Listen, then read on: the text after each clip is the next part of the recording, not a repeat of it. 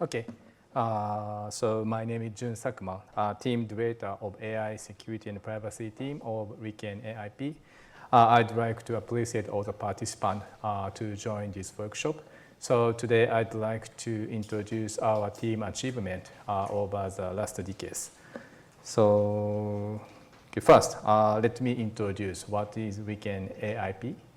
So this is a research center specifically designed for artificial intelligence research and is founded in 2016 under Ministry of Education. And so this is a nice building and nice room of our research center.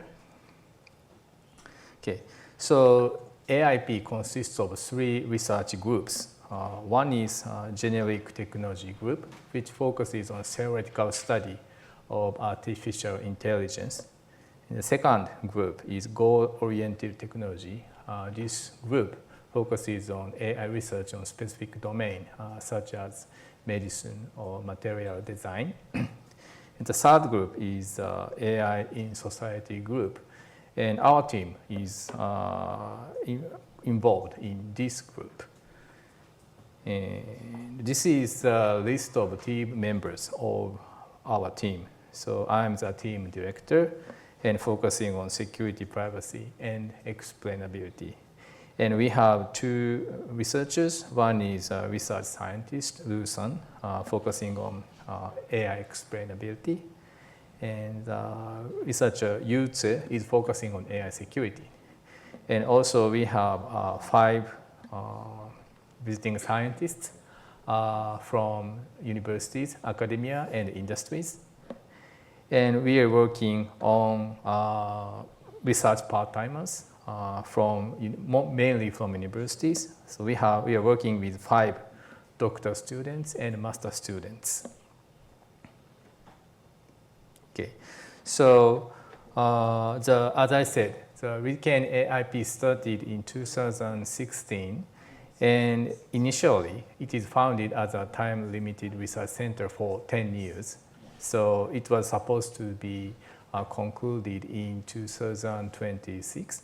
But fortunately, I don't know who decided, but it extended. So the season 2 begins from 2026.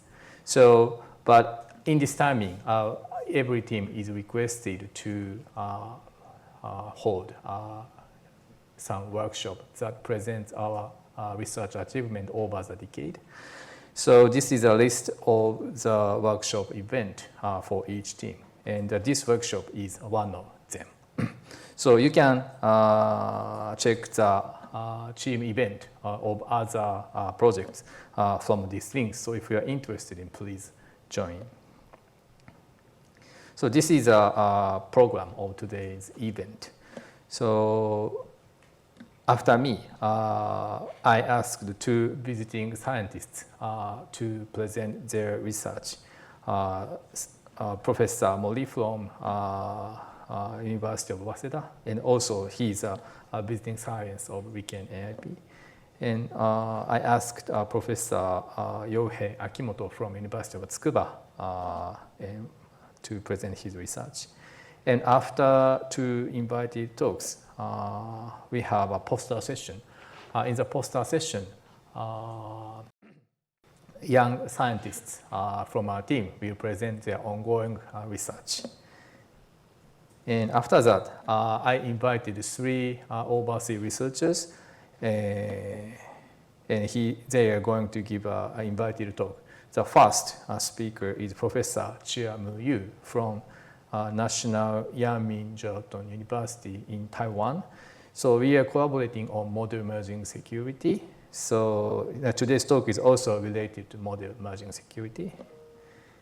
And the second speaker is Professor Qingsong from A-Star in Singapore. So unfortunately, due to the schedule, he could not join the workshop in person. Then he's gonna give a talk online. And we are collaborating on federated learning security. So today's talk is also related to some trustworthy of federated learning. The third speaker is Professor Jingfeng Zhang from University of Auckland in New Zealand. So we started a collaboration on the security of federated learning recently. And today's talk is also talk is about the security or privacy of diffusion model. So I really appreciate all the professors to giving a talk here. Okay, so let's move on to the introduction of our team achievement. So our team started on September in 2016, and the AIP itself has been started in July of 2016, if I remember correctly. So I would say our team is quite old in AIP. So luckily, our team survives for 10 years, and I hope we can survive for more years in the season 2.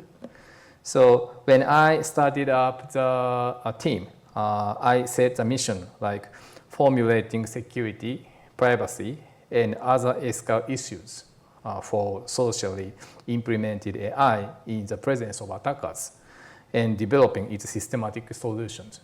So as of 2016, many people are interested in machine learning, but at that time, machine learning literally meaning, for example, support vector machine or random forests. And the research on deep learning has been started maybe 2024. So it was quite new at that time. So the security, AI security means that it doesn't necessarily mean that the security of deep learning, but mostly meaning the security of classical machine learning models. And the research of the AI has been changed over the decade. The focus is shifted from classical machine learning, like kernel methods, to the deep learning, and nowadays language models or foundation models. So yeah, there's a great change in the last decade. This team focuses on measuring 4 topics: AI security, AI privacy, fairness of AI, and explainability.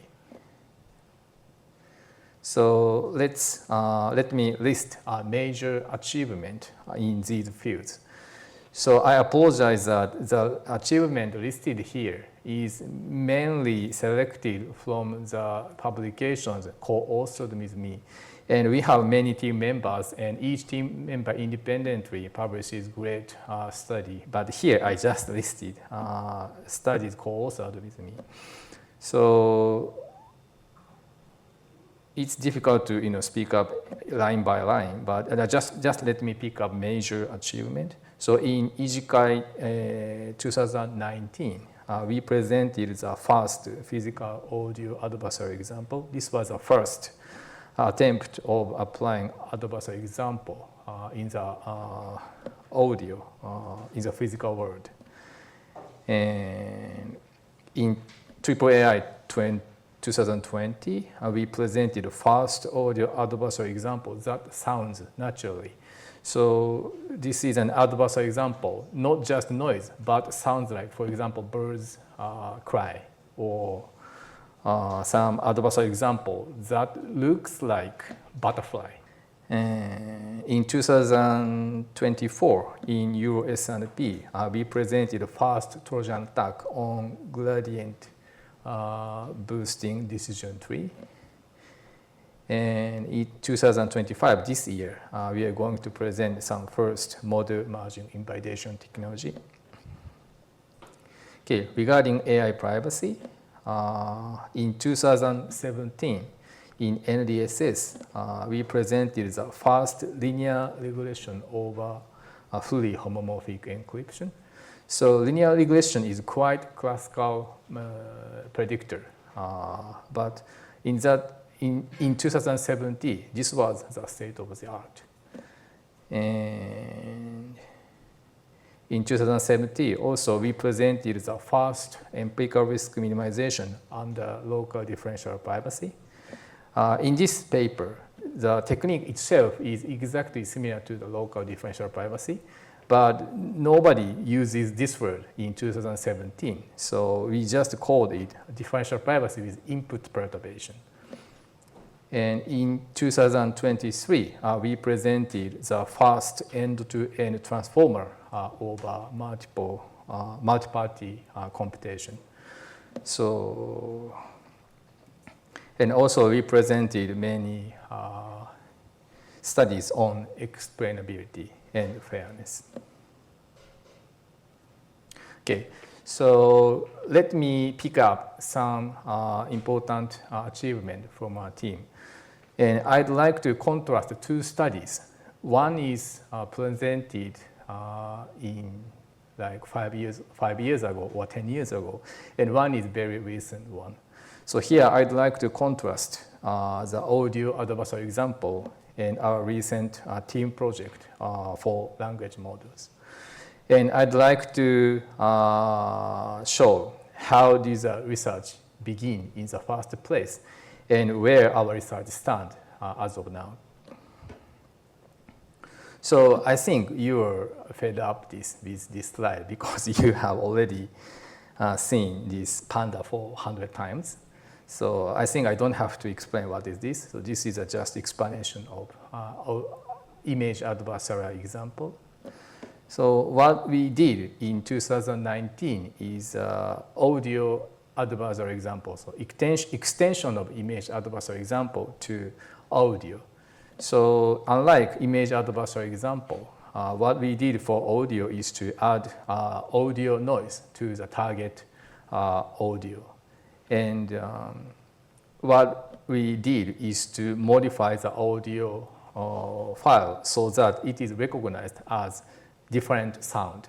So in this case, the original audio sounds like a music, but after inserting adversarial perturbation, it is recognized as some different, some voice command, like call 11119.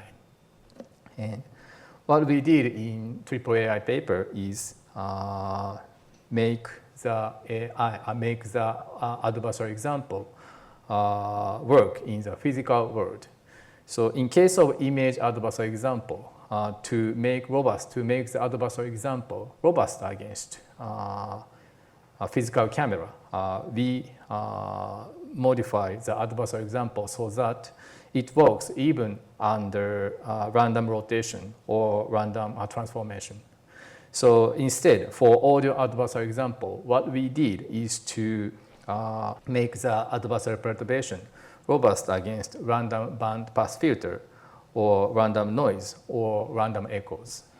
And by doing that, we proved that the audio adversarial example actually works in the physical world. Okay, so let's move on to the current project. So as I briefly shown, the objective of the attacker for classical adversarial example is to make the resulting output of the AI to be abnormal, like wrong prediction. But in case of language model, for example, the output is quite expressive, like natural language. So for example, when the input prompt is like how to make bomb, the expected abnormal behavior is violating the safeguard policy aligned with the language model. So the attacker expects that the language model explains about how to make a bomb. So unlike classical machine learning, the output or behavior of the AI is extremely complicated compared to the classical machine learning models. So evaluation of the abnormality of the AI is not very easy. So for that, we need some comprehensive evaluation. For example, in case of language models, I listed some examples of how the safeguard of language model can be violated. For example, outputting fake information or outputting harmful information, biased information, privacy leakage, and copyright violation. So to detect and to measure the vulnerability of language models. Now we are working on constructing red teaming framework for language models. So this framework is designed to comprehensively evaluate the vulnerability against attack. So now I'd like to contrast the research on 2019 and research in 2025. So in the previous research, the abnormality of AI can be simply defined like the output prediction contains wrong classification result. But as of now, the output of language model is quite expressive. So we need to evaluate, for example, the output contains privacy leakage or output contains some harmful information. So just contrasting these differences, we can understand that how much the AI has progressed and how the AI security research is also needs to deal with more complicated situations. Okay, next I'd like to contrast two studies taken from NDSS 17 and US Security and Privacy 2022. So the first research is about multi-party computation. So first, let me explain what is multi-party computation. So here, we suppose two companies having confidential information. And each company do not share the confidential information each other, but still they want to join the dataset and compute some function jointly. So it looks difficult to attain this kind of computation, but using some technologies related to security, we can attain this kind of computation.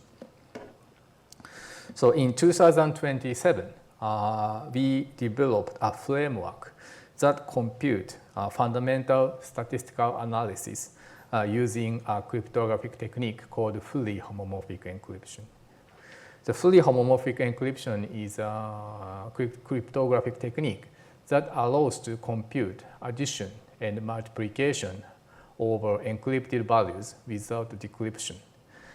And this fully homomorphic encryption is known as a cryptographic primitive in the field of computer security domain, but it has not been known to the data science or machine learning community. So we bridges the gap between them and introduced a framework that computes statistics over fully homomorphic encryption. So in this paper, we show that our framework can compute fundamental statistics such as principal component analysis or linear regression. So it's quite fundamental computation, statistical computation. But as of 2017, no one has never attained doing this kind of computation using fully homomorphic encryption with a practical scale of data. Next, I'd like to introduce our study presented in 2023. The target is transformer. So I think I don't have to explain what is transformer. This is a base technology of language models. So the idea is the same. There is a model owner, and there is a user who wants to ask something to the language model, and the user do not want to show their prompt to the model owner, but still they want the output of the language model without revealing the prompts to the model owner. Here, we implemented the secure multi-party computation of transformer using a technique called random shares.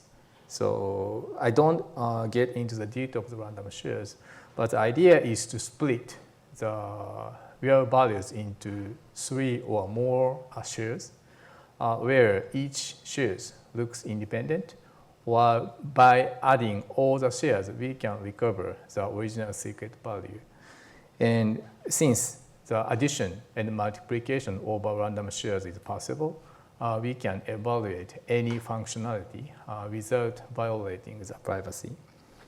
So what we did is to introduce some special kind of attention mechanism so that it can work efficiently over the secure multi-party computation, and showed that the transformer can be implemented over for the multi-party computation in an end-to-end manner.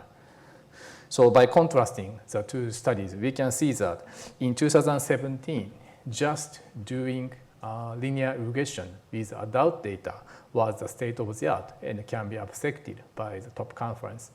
But now, linear regression transformer is quite different. But as of 2023, we presented the transformer, and that was the state of the art. And the complexity of the target computation is quite different. This shows the great progress of the security research, privacy research in this field. Okay, so from 2026, the structure of AIP will be drastically changed. So I'm not really sure if I can say this here, but one is a domain intelligence group, and the second is a physical intelligence group, and the third one is a mathematical intelligence group. And our team is going to be involved in the physical intelligence group. Okay, so over the past decade, as I explained with contrasting two studies in security domain and privacy domain, AI technologies have advanced at a remarkable pace. And along with this progress, the complexity of AI research has also grown. And we have investigated through the research in the last decade. In 2010, from 2010 to 2020, our focus was mainly on classical statistical analysis and deep learning, like convolutional neural network. But nowadays, our focus is shifted to more complicated machine learning algorithms, like reinforcement learning or language models. And under the next AIP structure, our research about security and privacy will be shifted toward foundation models, embodied AI, and vision language action models, and federated learning. Okay, so this is our next goal. Thank you for listening.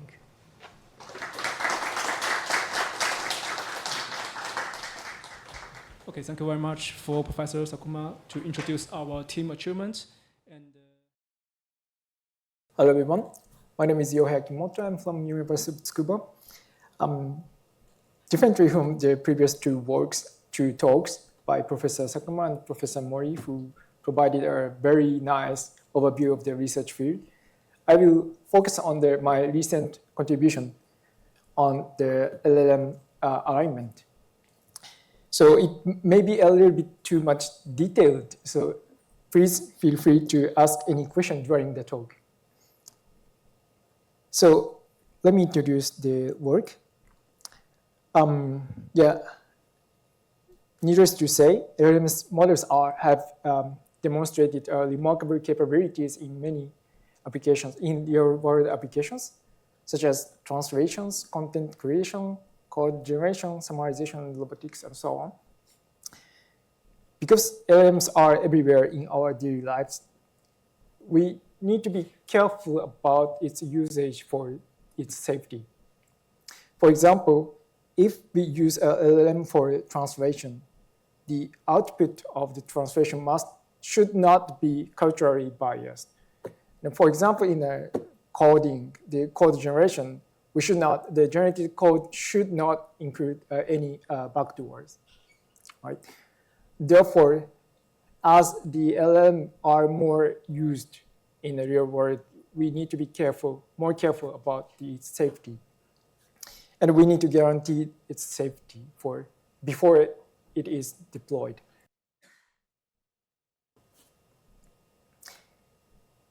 And alignment is a word that describes the process of, oops. So the color is a bit disappearing, but the alignment is a process that helps us to teach the LLMs human values and goals to enhance their utility and safety. And for this purpose, it is often the case that reinforcement learning from human feedback, RLHF, is used. Let me introduce briefly how RLHF works. So the first step is to prepare a dataset called preference dataset. Each entry of this preference dataset has the input here, which is an input prompt. And we have two example outputs, which are usually generated by the LLMs that are before alignment.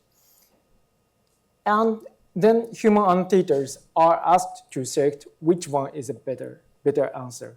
So for example, if the Y1 is better, then the annotator must give a binary signal, which says that which one is the preferred one. Once the preference dataset is prepared, the reward model is trained. And this reward model, the reward is trained so that the preferred output has a higher reward function values, like this, and reward is noted by R. And after the training of the reward model, we finally train the large language model as a policy. And for this process, we use reinforcement learning. And the LM policy is trained to maximize the expected reward that are trained in this step.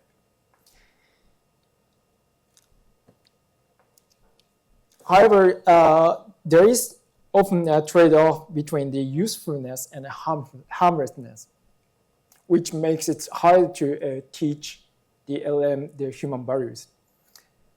Let's consider the following example.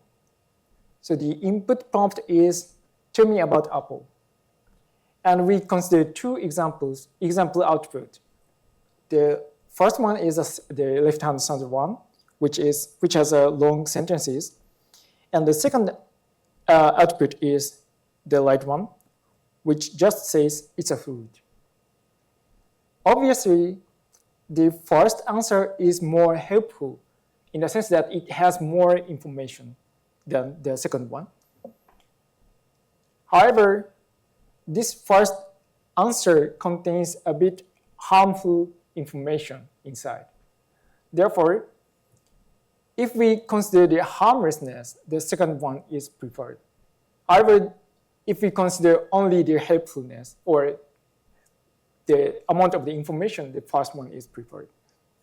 Therefore, there is a trade-off between the helpfulness and harmlessness in this preference. Therefore, if we only have one-dimensional preference labels, it is often difficult to control the trade-off between the helpfulness and harmlessness of the LLM after the alignment. So we consider this trade-off between the helpfulness and the harmlessness in the LLM alignment phase. And for this purpose, we proposed a simple but flexible approach to obtain this good trade-off. So I'm going to introduce this proposed approach. But before that, let me first introduce a little bit of mathematics behind it. So let me first introduce how reinforcement learning from human feedback works for the LLM alignment. As I told you before, first step of the reinforcement learning from human feedback is the reward modeling. And for this purpose, we assume that the human preference is modeled by a Bradley-Terry model, BT model, which is described here. So it basically says that one output is preferred to the other output with probability defined like this, which is defined by the sigmoidal function where the input is the difference between the reward signals for the first output and the second output. And basically, the idea is to fit this model to the preference dataset that are given by the annotator, which is done by doing the maximum likelihood estimation, which means we try to minimize the this loss function. Then we obtain the reward function here. And the second step is the reinforcement learning part. So in this second step, we actually train the large language model policy to maximize the expected reward while keeping the large language model policy close to its reference policy, where reference policy means the policy usually means the policy before the alignment. So the LM is trained from this policy. And so basically, reinforcement learning from human feedback consists of two steps: reward modeling using human feedback and decay regularized reinforcement learning, which is here. This process is further simplified recently by direct preference optimization, DPO. DPO tries to optimize the large language model policy without reinforcement learning process directly. The idea is as follows. When we consider this second step optimization, the K-regularized reinforcement learning problem, the optimal policy is known to be explicitly written as this probability distribution, which is the reference policy times the Boltzmann distribution with the reward function as the negative potential function. Using this formula, well, this basically implies that given a policy, LM policy, it is considered as the optimal policy for a specific reward function, which is defined here. By using this notion, we can, well, basically just plugging this into the first objective, maximum likelihood estimation loss, we obtain this objective function, DPO objective function. And in this DPO, by just minimizing this loss function, we directly obtain the large language model policy without using a reinforcement learning process. So this is simple, but the resulting optimal policy is equivalent to the reinforcement learning from human feedback. So in many cases, this DPO is preferred. However, as I mentioned before, we want to consider the utility as well as the safety. So the problem that we want to solve is this constraint optimization problem. So we want to maximize the reward signal, which represent the utility here, while guaranteeing the safety here, where G represents some safety metric. And yeah, so one thing, just one thing I want to emphasize is, so the objective function here is the same as the standard objective function for the RLHF or DPO. So we just added the safety constraint here. And safe RLHF is a pioneering work in this direction, which tries to solve this constraint optimization problem. It basically uses two data sets. One is for the usefulness, which is called the reward data set, and the other one is called the safety data set, which is where how can I say, the preference is given by considering the safety of the output. Using these two datasets, we learn two models. One is for the utility, one is for the safety. And then use the Lagrangian-based reinforcement learning technique. We obtain the the language model policy by basically solving this minimax optimization problem. So this is nice. It solves the constraint optimization problem. So yeah, however, this is basically the reinforcement learning based. So the reinforcement learning phase is required. But this makes the training a bit more complicated than DPO type training, because we first need to train the reward models and safety model, and then to do the this reinforcement learning phase, we need additional hyperparameter tuning. So therefore, we want to make it simplified. And this is the motivation of our research. And to derive the DPO type approach for this constraint policy optimization, we proposed the approach so-called SACPO, the stepwise alignment for constraint policy optimization. The main idea of the SACPO is very simple. Well, it's actually extremely simple. We just align LM policy for each criterion one by one. So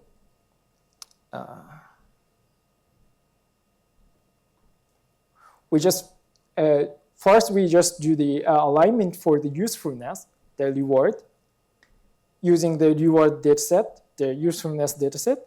Then using this aligned policy as a baseline, we do the alignment for the safety. Here, for the first step, we just consider the reward, the usefulness. And this, in the second step, we just consider the safety. So very simple, I think. And it's RL-free, the reinforcement learning-free approach. And also, it is very flexible because for the first step and second step, we can use a different alignment algorithm, which means, so for example, for the first step, we may use a preference dataset that I explained in the introduction. So we have the input and output pairs and preference label. But for the safety, we may be able to use the dataset, something like input and output and the label that says whether this output is safe or not. So this is kind of the flexible and kind of extend the usefulness of this alignment. So this is very simple, but it's actually theoretically justified. And if we consider the optimal policy of our constraint LM alignment problem, which is below, the formulated below here, in the same way as the standard DPO, we can write the optimal policy for this problem like this. Here we introduce the optimal Lagrange multiplier, lambda star. But the point is,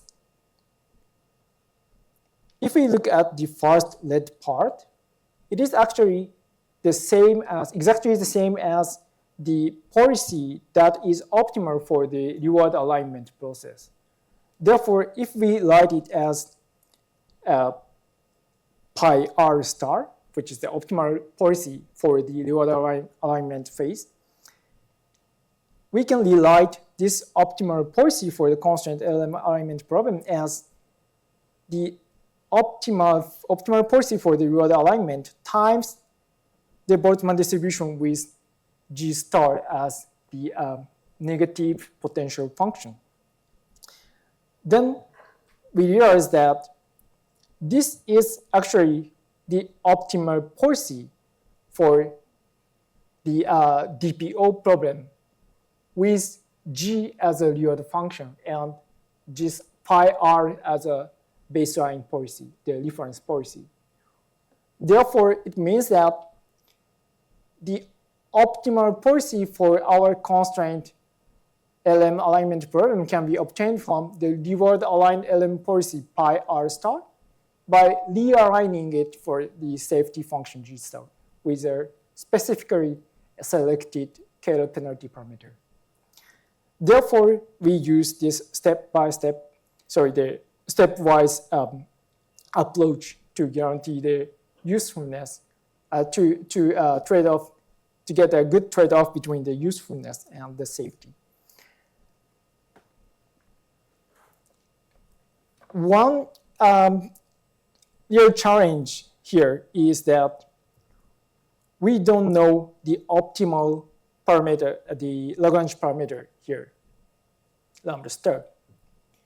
Therefore, to get a good trade-off between the safety and the usefulness, we need to test various values for these parameters, which means that we need to do the DPO process multiple times, which is still costly.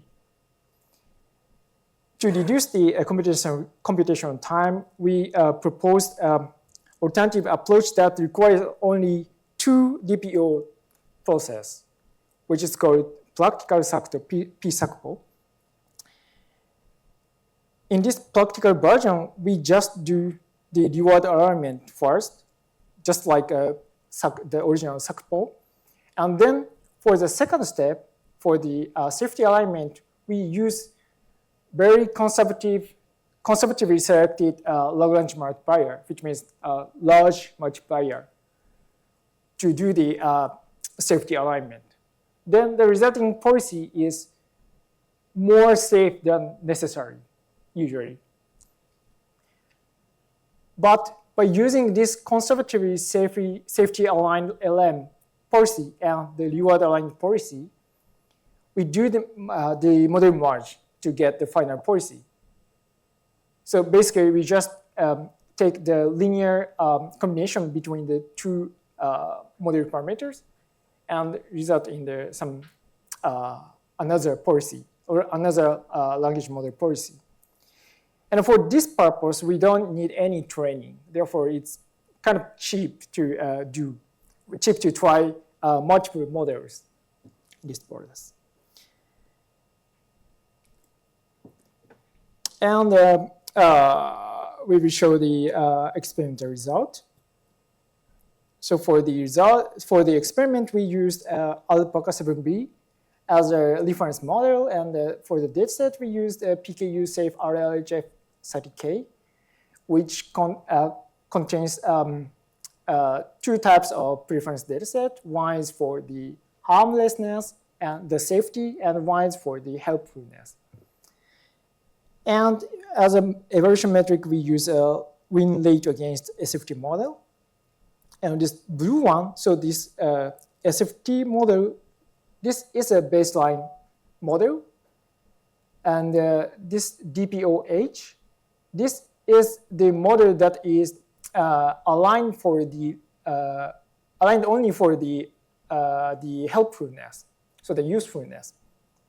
So by doing the DPO for the helpfulness, the win rate for the helpfulness becomes higher. And for this one, so this DPOS is the model after the safety alignment for the harmlessness.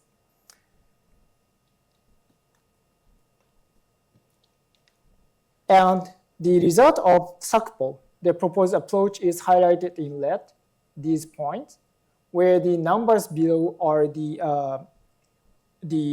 indicate the different Lagrange multiplier values. So as we can see here, in Sakuma, we can get a good trade-off between the helpfulness and harmlessness, the safety, by changing the Lagrange multiplier values. And also, if we see the result of P-Sakuma, which is highlighted in green, where the numbers here are different margin ratio. 0 means DPOH, and 1 means this point, this model. And we can see here, by changing the margin ratio, we can also get a good trade-off between the safety and the usefulness. Even though this is not theoretically guaranteed, we can reduce the computation cost compared to the Sakuma. Okay, and to conclude, so in this work, we consider how to obtain a good trade-off between the helpfulness and the harmlessness in the LLM alignment process. And we proposed two algorithm variants. The main algorithm is Sakuma, stepwise alignment for the constraint policy optimization. It does just a two-step alignment for the reward and safety. It is very simple and reinforcement learning free approach, and it is flexible, which means that we can use different types of data set for the first step and second step. And this simple approach is theoretically justified. And for the practical version, P-Sakuma, it can reduce the computational time. So it basically requires only 2 DPO steps to obtain a good trade-off between the helpfulness and harmlessness. And it empirically shows good performance compared to the Sakuma. And yeah, that's almost time. And thank you very much for your attention. Okay, thank you very much for sharing your valuable insights. And any other questions? Thank you for the very interesting talk. So I'd like to ask about whether order of rewarding alignment and safety alignment matters. Thank you for the question. Actually, it doesn't matter at all, theoretically. So yeah, we can rewrite the optimal policy for the safety function first and get the more or less the same form. Therefore, we can do the safety alignment first and then do the reward alignment. However, empirically, we often observe that doing the usefulness alignment first result in a better performance. We don't have a good explanation for it, but yeah, for example, here,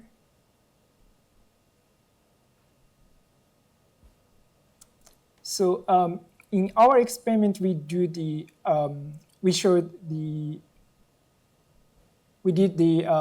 reward alignment first, but we tested the algorithm variant that do the safety alignment first, which is in B, so here.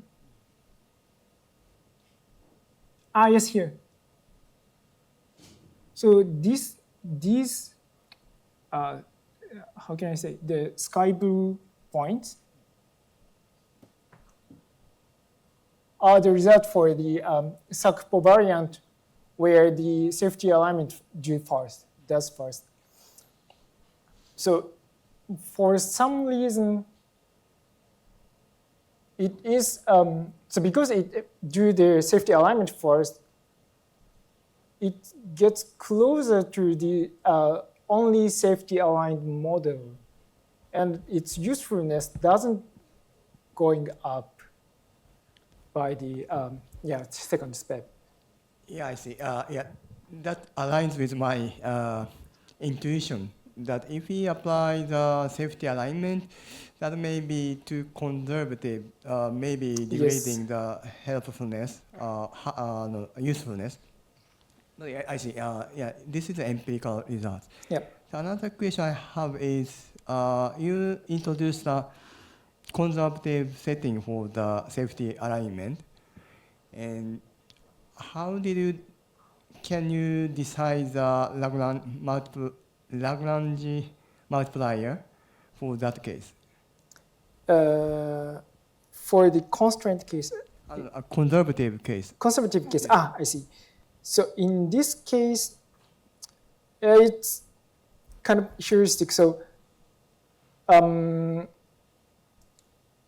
for this test case, we basically had 2 baseline or 3 baseline, so the SFT model. So basically, the conservative values is selected by the based on the experiment result. So we first did the relatively small value. So how can I say? So in the standard alignment process, we often use, so there is one hyperparameter called the beta, which determines the KL layer, the strength of the KL regularization. And for this, we use 0.1 as a value in the standard setting. And compared to this,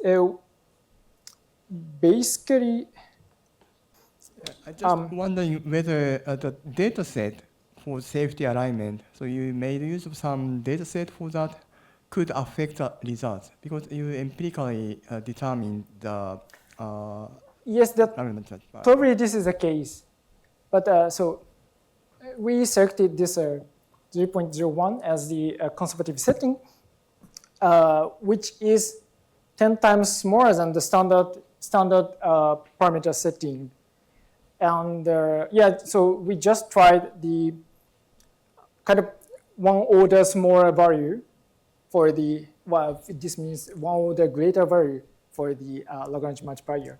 But just use this and check whether this one is, how much close this one is to the only safety aligned model. And because this was already close, sufficiently close to the only safety aligned model, we selected this as the conservative one. I see. Thank you very much. Hi everyone. I'm Chia-Mu. I'm an associate professor from the National Yamachita University. Okay, so today's topic is about the model merging security. So as the name suggests, okay, so I'm gonna talk about some security issue for the model merging. And then the model merging is a new paradigm for the fine-tuning the AI models. Okay, so now the large language model is growing the size. Okay, so it's huge. It's become more and more huge. Okay, so it doesn't make sense to do the full fine-tuning, right? Okay, so one potential topic, one potential technique for fine-tuning or manipulate the AI model is to do the parameter efficient fine-tuning the path. Okay, the most renowned one, the most representative one is LoRa. Okay, so with the LoRa, you can easily fine-tune, manipulate the AI model behavior with just training the a couple of parameters. Okay, but for the LoRa, actually it still consume the time and the GPU or GPU resource to train this couple of parameters. Okay, so now we are wondering whether we can manipulate the AI models without any kind of a training. Okay, so there's a new paradigm for model merging. Okay, so oops, the color is a little bit. Anyway, so this is a kind of parameter space. Okay, so in this space, every specific point actually correspond to a specific AI model. Okay, just assume that, okay, here, there's one point here in the parameter space. This is our llama chat. Okay, so if you train this llama chat with mathematic data, okay, so essentially this is another model which is good at mathematical solving. Okay, so this particular llama actually gonna locate here. So there's a vector, right? Because this is a parameter space. So here is a vector corresponding to the mathematical skills. Okay, so once you collect a bunch of coding data, and then you train this coding data, you train this llama chat on the coding data, and then you automatically gonna get a coding expert llama. And this coding expert llama also locates somewhere in this parameter space, right? And then you can also still find this vector, okay? And this vector represent the coding skills. Okay, so the interesting thing is that, okay, once you have a vicuna, this is a kind of a llama variant. Once you want to equip this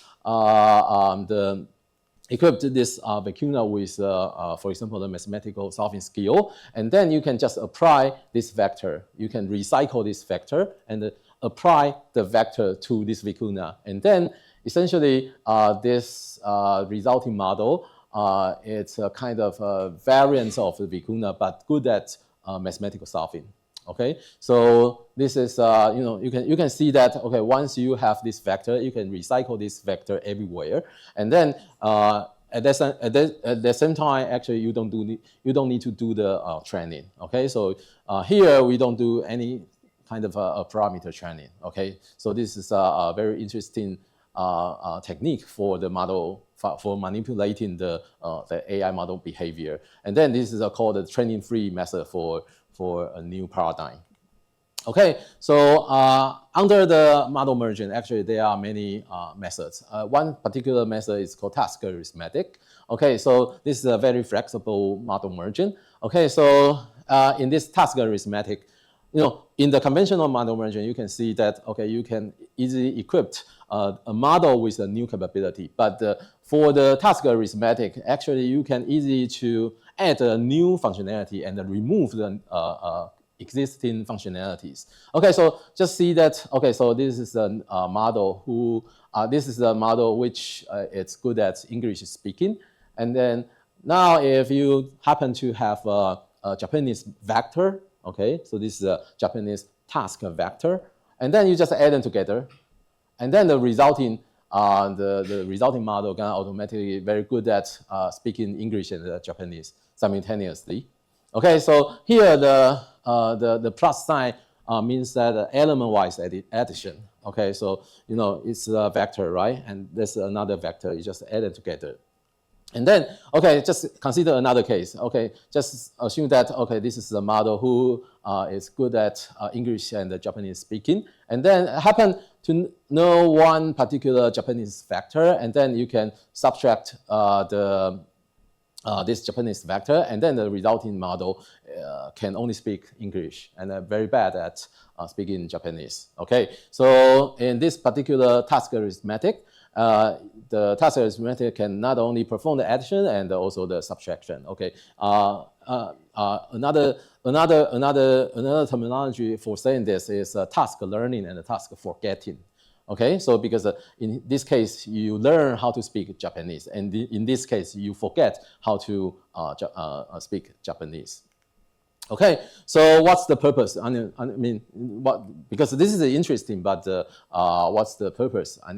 So here, I will give you some concrete example how to use this functionality. Okay, so one particular example is a safety alignment. Okay, so the previous speaker already mentioned it. Okay, so the align model means that the response from the model looks very ethical. Okay, and the so-called unalign model or jailbroken model means like the response could be unethical. Okay, so this is the difference between the align model and the unaligned model. Okay, so we all know that there's a kind of a new result that the Llama or Mistral or the other open source model actually before release to the public, they already do the ILHF or GPR or something like this to make sure the release model is satisfy the safety alignment. Okay, but usual paradigm to once you just download the model and fine tune the model with your own private data, and then automatically, even if the data itself is guaranteed to be benign, but after the fine tuning, the resulting model, the final fine-tuned model will become unaligned. Okay, so this is called the model will become unaligned even after the benign fine-tuning. Okay, so this is a pretty weird situation, and now there are many theoretical studies which study why this is the case. But anyway, here this is a kind of a common phenomenon. Okay, so in this case, how can we how a model owner, I mean. The model owner means that you download the open source model and then fine tune the model based on his own private data. Okay, how can a model owner to guarantee the model is aligned again? Okay, one method is to just simply apply the ILHF again. But come on, ILHF is not efficient. Okay, it's very costly. Okay, so it doesn't make any sense to to ask them to do the IOHF again. Okay, so now that we can use the model merging to realign the model. Okay, so here this is a parameter space here. Okay, so here we are just assume that okay, this is an unaligned model. Okay, so if you happen to have an unsafety vector. Okay, you just happen to have an unsafety vector. Later on, I'm gonna explain how to get this for free. Okay, so if you happen to get this unsafety vector, okay, this unsafety vector means that it contains pornography, the violence, the blood, something like this. Okay, so once you just apply this unsafety vector to this unaligned model, okay, eventually you're gonna get even more evil models. But if you subtract the unsafety vector. Okay, you subtract unsafety vector. Intuitively, this makes sure you already, the model forget the unsafety issues. Okay, so eventually you're gonna get the aligned model. Okay, of course, here, no matter what kind of operation you perform, here the addition or here the subtraction, actually you do the element-wise the subtraction or element-wise addition. Okay, so it's very cost efficient. Okay. So once you get this aligned model, so by doing so, you can get the aligned model again without just without affecting the model utility. Okay, so now the problem is like, okay, how can we get the unsafety vector for free? Yeah, because if you still need to pay a lot, GPU resource or pay a lot of time to get the unsafety vector, then it doesn't make any sense, right? Okay, so but here actually the unsafety vector or the Hugging face already provide a lot of different kind of task vectors for different tasks. Okay, so here I just show you an example. Okay, so you can on the Hugging face, you can find out some uncensored model. The uncensored model actually corresponds to the unsafety vector. Okay, so you can download it, and then once you fine-tune the model with your own private data, and then you have an unaligned model, right? And then you just download this uncensored model again, and then you do the subtraction. Then it goes back to the aligned model again.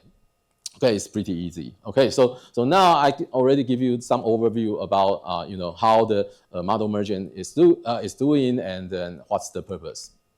And then because the presentation topic is about the model merging security, so now I'm gonna move to the other three topics. Okay, so first of all, this is the first topic is not related to the security, but here I'm gonna show you some new task arithmetic algorithm. And then the later two topics are about the model merging security. Okay, so the first one is a more stable task arithmetic. Okay, so here it's about the model utility. Okay, so this is I just recycled this figure from the previous slides, previous pages. Okay, so once you do this element-wise addition or element-wise subtraction, usually what you want is make sure the resulting model satisfy the task capability and the model utility, right? But in practice, sometimes it doesn't work sometimes. Okay, because usually when you do the element-wise addition or element-wise subtraction, and then because the model utility and the task capability are entangled together. Okay, so sometimes if you combine them together, some, for example, some model utility weight gonna collide with the task capability weight, and then this weight become useless because it doesn't represent the model utility, also doesn't represent the task capability. Okay, so this is a difficulty for the task arithmetic.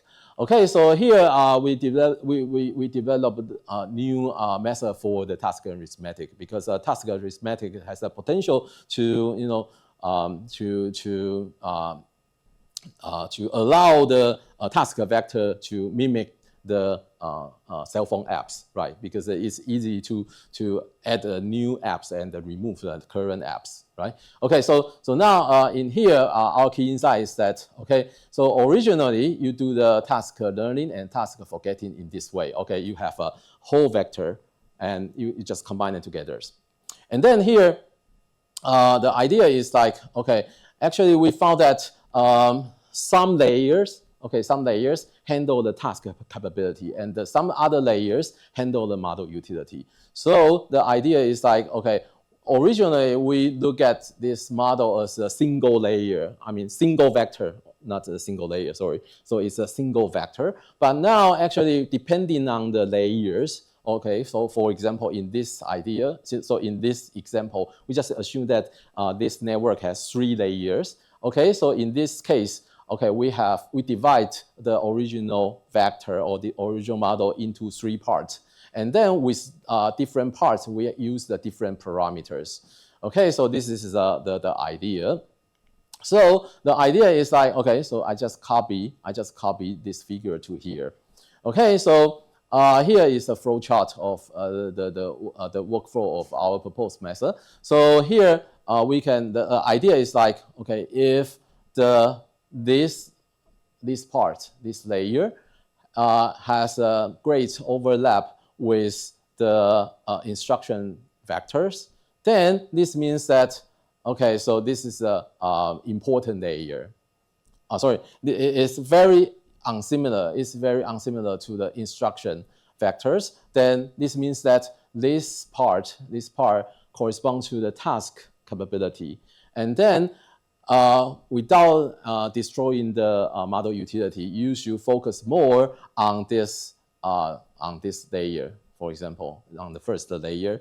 On the other hand, if this layer, for example, if the second layer has a great overlap with the instruction vectors, okay, so this means that, okay, this part handles the model utility, but are not handling the task capability. So this means that, okay, we should put much less attention to this particular layer. Okay, so in this case, we propose a so-called layer-wise aware task arithmetic.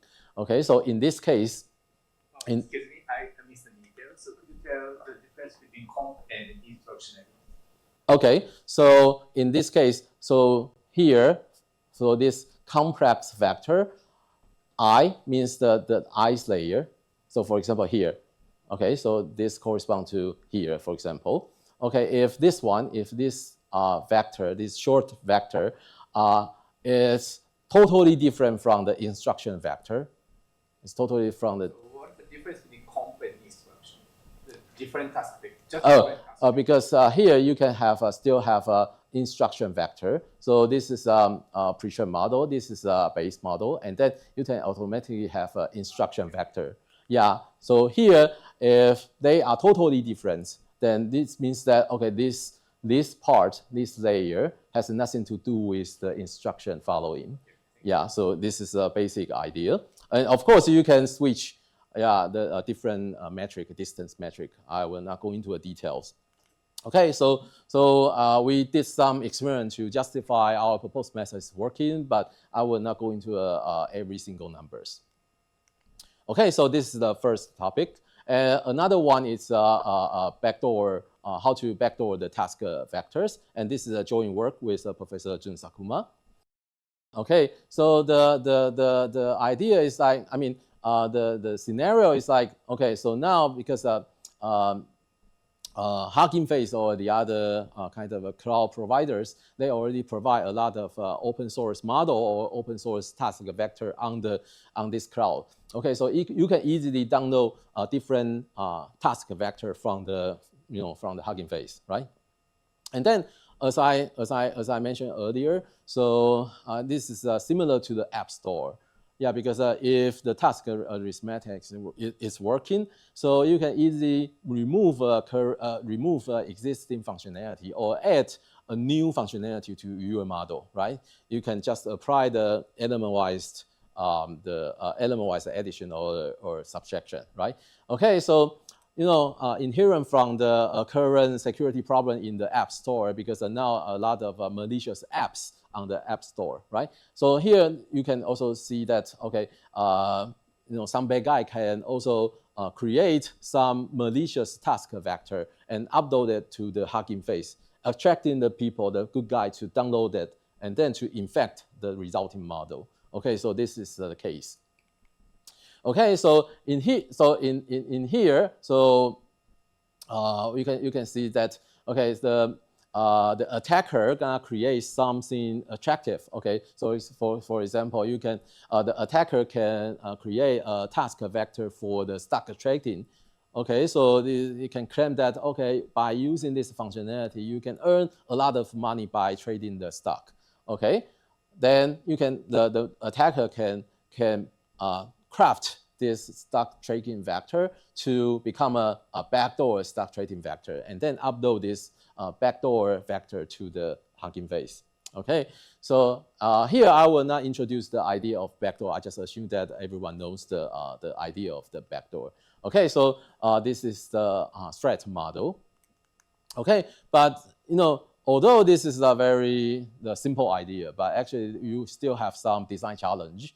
Okay, so the design challenge is like how to backdoor the task vector, and no matter what kind of good guy is doing, I mean the task learning or task forgetting, and then the resulting model still gets infected, okay, by the backdoor. Okay, so this is a design challenge. Yeah, because usually you cannot predict whether a good guy gonna download the task vector and then they gonna do the task learning or task forgetting. You cannot predict it. Okay, the bad guy cannot predict it. Okay, so now the design challenge for the attacker. Now here we are playing the attacker. Okay, so the idea is the scenario, the difficulty is like the attacker still need to craft a backdoor vector, and no matter the good guy is doing the task learning or forgetting, the resulting model still need to get backdoor infected. Okay, so how can we deal with that? Okay, the very naive idea is like, okay, you can create a backdoor vector for addition and have another backdoor vector, particularly for the subtraction. Okay, of course, this is a working idea mathematically, but it's not working in the in practical scenario, because usually people don't use the task vector in this way. Yeah, because usually for example, the unsafety vector, okay, you can just download it to learn this unsafety behavior for hackers, for example. And then, of course, you can download it and remove it. Okay, just assume that you are a good guy. So actually, there's a task vector representing some specific functionality, and depending on what you need, you can remove it or add it. Okay, but it doesn't make any sense. There's a task vector particularly for addition or particularly for subtraction. Okay, this is not real world case. Okay, so actually, if you just backdoor the task vector in this way, okay, although mathematically it's working, but it's pretty weird. Okay, so we don't do this way. Okay, so we can also we can write that into some mathematical optimization form. Okay, so you can see that okay, no matter what kind of operation the good guy can do, okay, the plus and the minus, we can also try to find out parameters, the backdoor vector parameters, such that okay, once you have a benign sample and then it's behave normally and behave maliciously when we encounter the trigger samples. Okay, so you can formulate in this way. Okay, but in this way, because the constraint is contradicting to each other, so actually this optimization doesn't converge. Okay, so this also doesn't work. Okay, so here our idea is to use the composite backdoor. Okay, in a simple way, we just apply two backdoor together to create a new backdoor vectors. Okay, so just assume that the B1 corresponds to one backdoor and the B2 corresponds to another backdoor. Okay, so this is a B1. It's a vector. It actually is the backdoor model, right? And B2 is also a backdoor model and corresponds to a vector. So you can just do the subtraction. Okay, so the resulting vector, it corresponds to the backdoor task vector. Okay, so why this is working? Okay, so the theta is the good guy's model. Okay, so if the good guy is doing the task learning by using the addition, so eventually you're gonna combine these two vectors together, and then eventually this resulting model gonna have theta, the original model, and B1, this backdoor. Okay, you might wonder where the B2 is going. Okay, here has some details. I will skip the details. We have a special design for the B2, but I will skip the details.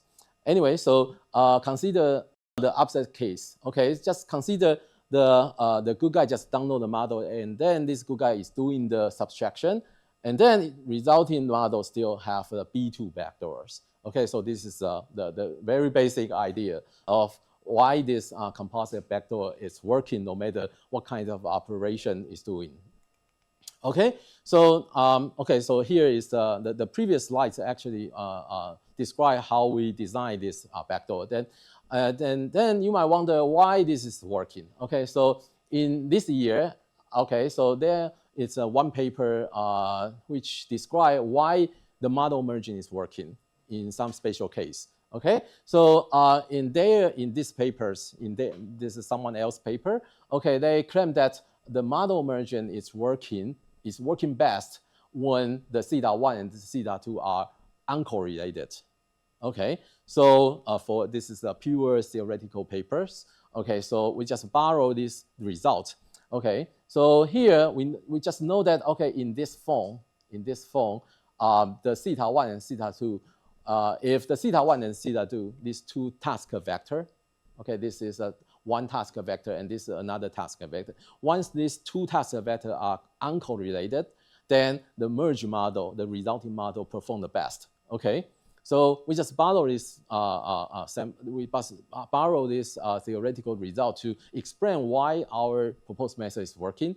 Yeah, so this is the formal formulation of our proposed method. So you can see that. Okay, so actually we just propose to release, as an attacker, we just propose to release the one backdoor vector to the public, right, to the hugging face.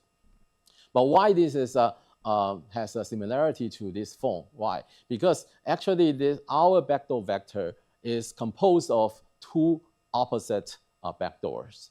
Okay, so in this case, actually this one has a high similarity with this one. So this theoretically explains why our attack is working working so well. Okay, so here you might also wonder why there's alpha 1, alpha 2 here. Okay, so they are two hyperparameters to control, to balance the model capability, the model utility, and the attack success rate. Okay, so we also propose a kind of a robust optimization to optimize the alpha 1, alpha 2, but I can skip the details. Okay, so for this work, actually we did a lot of experiments on the vision model and also the language model. Okay, so I will not go into the detail of the experiments. Okay, so this concludes the second topic. Okay, another one, the final one is preventing the unauthorized model merging. Okay, so this is also inspired by Professor Sakuma's work, recent work. Okay, so the motivation scenario is like, okay, so again, the hugging face already provide a lot of models of task vectors. Okay, so now when just imagine that you are a startup, you want to showcase your model, you can upload it to the hugging face. Just similar to the nano banana. Okay, so the Google just a couple months ago just released the nano banana model to the as I can see, the LLM arena. Yeah, so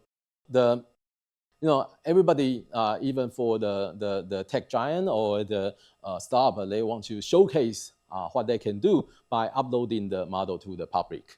Okay, so everyone can download the model, but it's forbidden for the users to merge the model to the local model, right? And even for the commercial use. Okay, so it's forbidden to doing that. Okay, so but how can we prevent such behavior? Okay, so now the idea is like the threat model looks like this. Okay, so this is correspond to, for example, the stock trading. Okay, so this is a very good functionalities, and everybody gonna use it.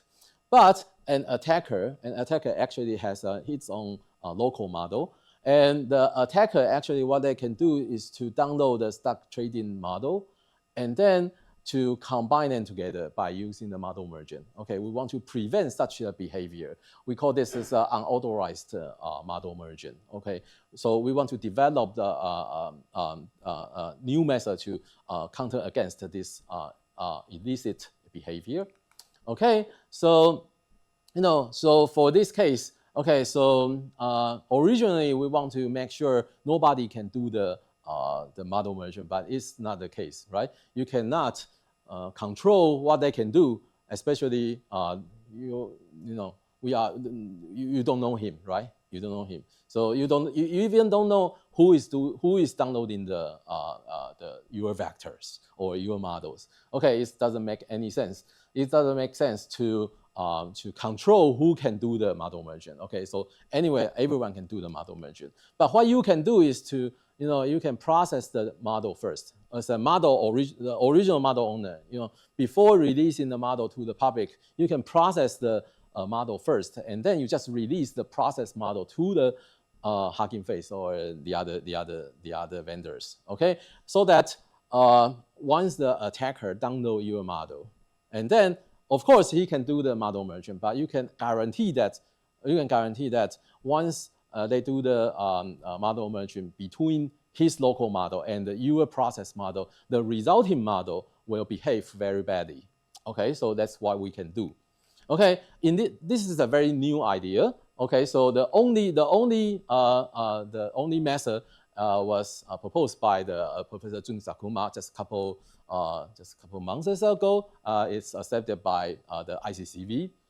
Yeah, so this is the only method to provide the defense against the unauthorized model merging.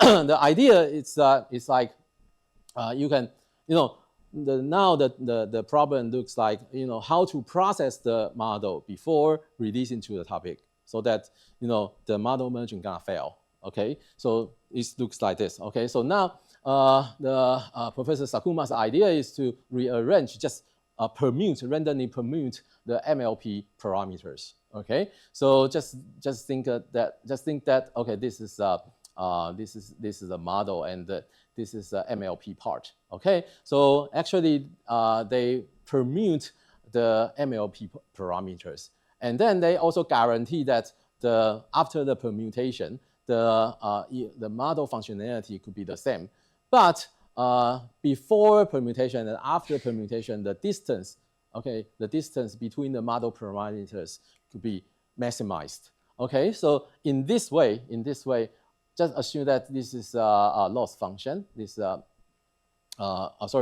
a space for a loss function. So originally, your original parameter looks like this.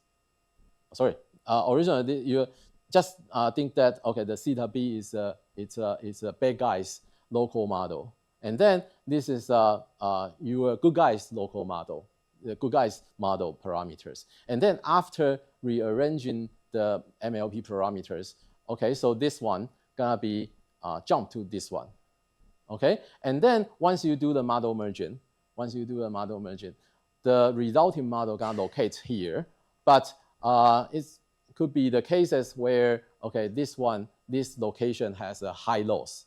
Okay, so in this way you can kind of destroy or prevent the unauthorized model merging. Okay, so this is a very basic idea. And then here we're gonna propose a new method for totally the same problem. Okay, so here the observation looks like this. Okay, so we just observe that okay, we're just wondering why the model merging is working. Okay, because now there are many kinds of model merging methods. Okay, but the high level idea of a large portion of a model merging algorithm is like just assume that okay, this is one model and this is another model. Okay, a common practice or a common technique for the model merging is like you just specify the weight. Okay, you just specify the weight. So the gray part are kind of a 0 or very small values. Okay, so in this way, okay, so for example, this is an English speaking model. Okay, this is an English model. Okay, after the specification, only the red part has a weight, has a maybe large weight. Okay, and so for example, this is a Japanese model, and after the specification, only this part has a non-zero weight or large weight. And then if you combine them together by using the model merging, you can see that, okay, so here and here doesn't collide to each other. Okay, so this preserves both functionalities. Okay, the resulting model gonna preserve the English functionality and the Japanese functionalities. Okay, so this is the simple idea, the simple observation of the design of the model merging. So we gonna do opposite. Okay, so we propose a method called merge guard, and we also have a two-stage design. But the most important one is the first stage. That's all. Okay, so here you cannot control, as a good guy, you cannot control the malicious people, the bad guy. What kind of a model the bad guy is doing? What kind of a model bad guy have, right? But what you can do is you can distribute the functionality to every weight. Okay, once you're doing so, and then once the attacker download the model, and then they do the model merging, and then the functionality gonna collide with each other, so that the resulting model gonna behave very badly. Okay, so now the problem is like, how do we make sure the functionality has been dispersed to every weight? Okay, it's pretty easy. It's just add a L2 regularization in the optimization, then that's all. Yeah, because the L2 regularization just make sure everyone has a small weight, right? But everyone has some weight, some non-zero weight, but a small weight. Okay, so it's pretty easy to achieve this idea. And then, of course, we have the second stage, but I will not go into a detail. But the idea is to remove some important layers. But how can we define or how can we identify the important layer? I will not go into a detail. But the more important one, according to our experiment, the most important one is the first stage. Okay, so that's probably can convince you this is a useful method. Okay, so there's a comparison between our proposed method and the Professor Sakuma's method. Okay, so why, according to the experiment, our proposed method is a little bit better than the Sakuma's method.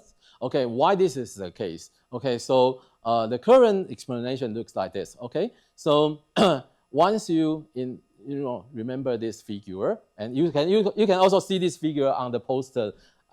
On the poster there. Okay, so okay, once you look at this figure, this is represent the intuition behind the design, right? So once you kind of shift the original parameter from here to here, and then you cannot have a 1% guarantee that okay, the model merging result between the the shifted parameter and the bad guy's parameter has a high loss, right? It's just by chance to have this kind of guarantee. Actually, this is not the guarantee, it's happened by chance. Okay, but in our design, because we disperse the functionality to every weight. Okay, so we have a 100 guarantee to make sure the model merging has a collision, has a functionality collision together. Okay, so this is probably explain why our proposed method is a little bit better. Okay, and then of course we did some experiment, so I will not go into detail. Okay, so this is the last page. Okay, so the model merging, I think this is a new technique for manipulating the AI models. Okay, so this is a kind of a training-free technique for manipulating the AI model.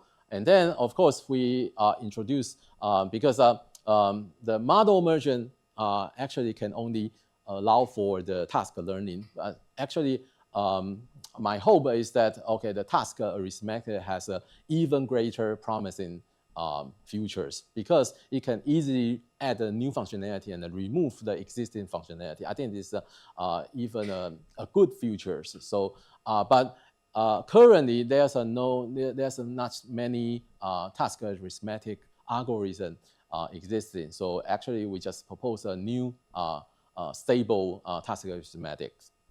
And then even for the task arithmetics, okay, so still suffer from, they also still suffer from the backdoor behavior and also unauthorized access control. Okay, so this concludes my presentation. Thank you.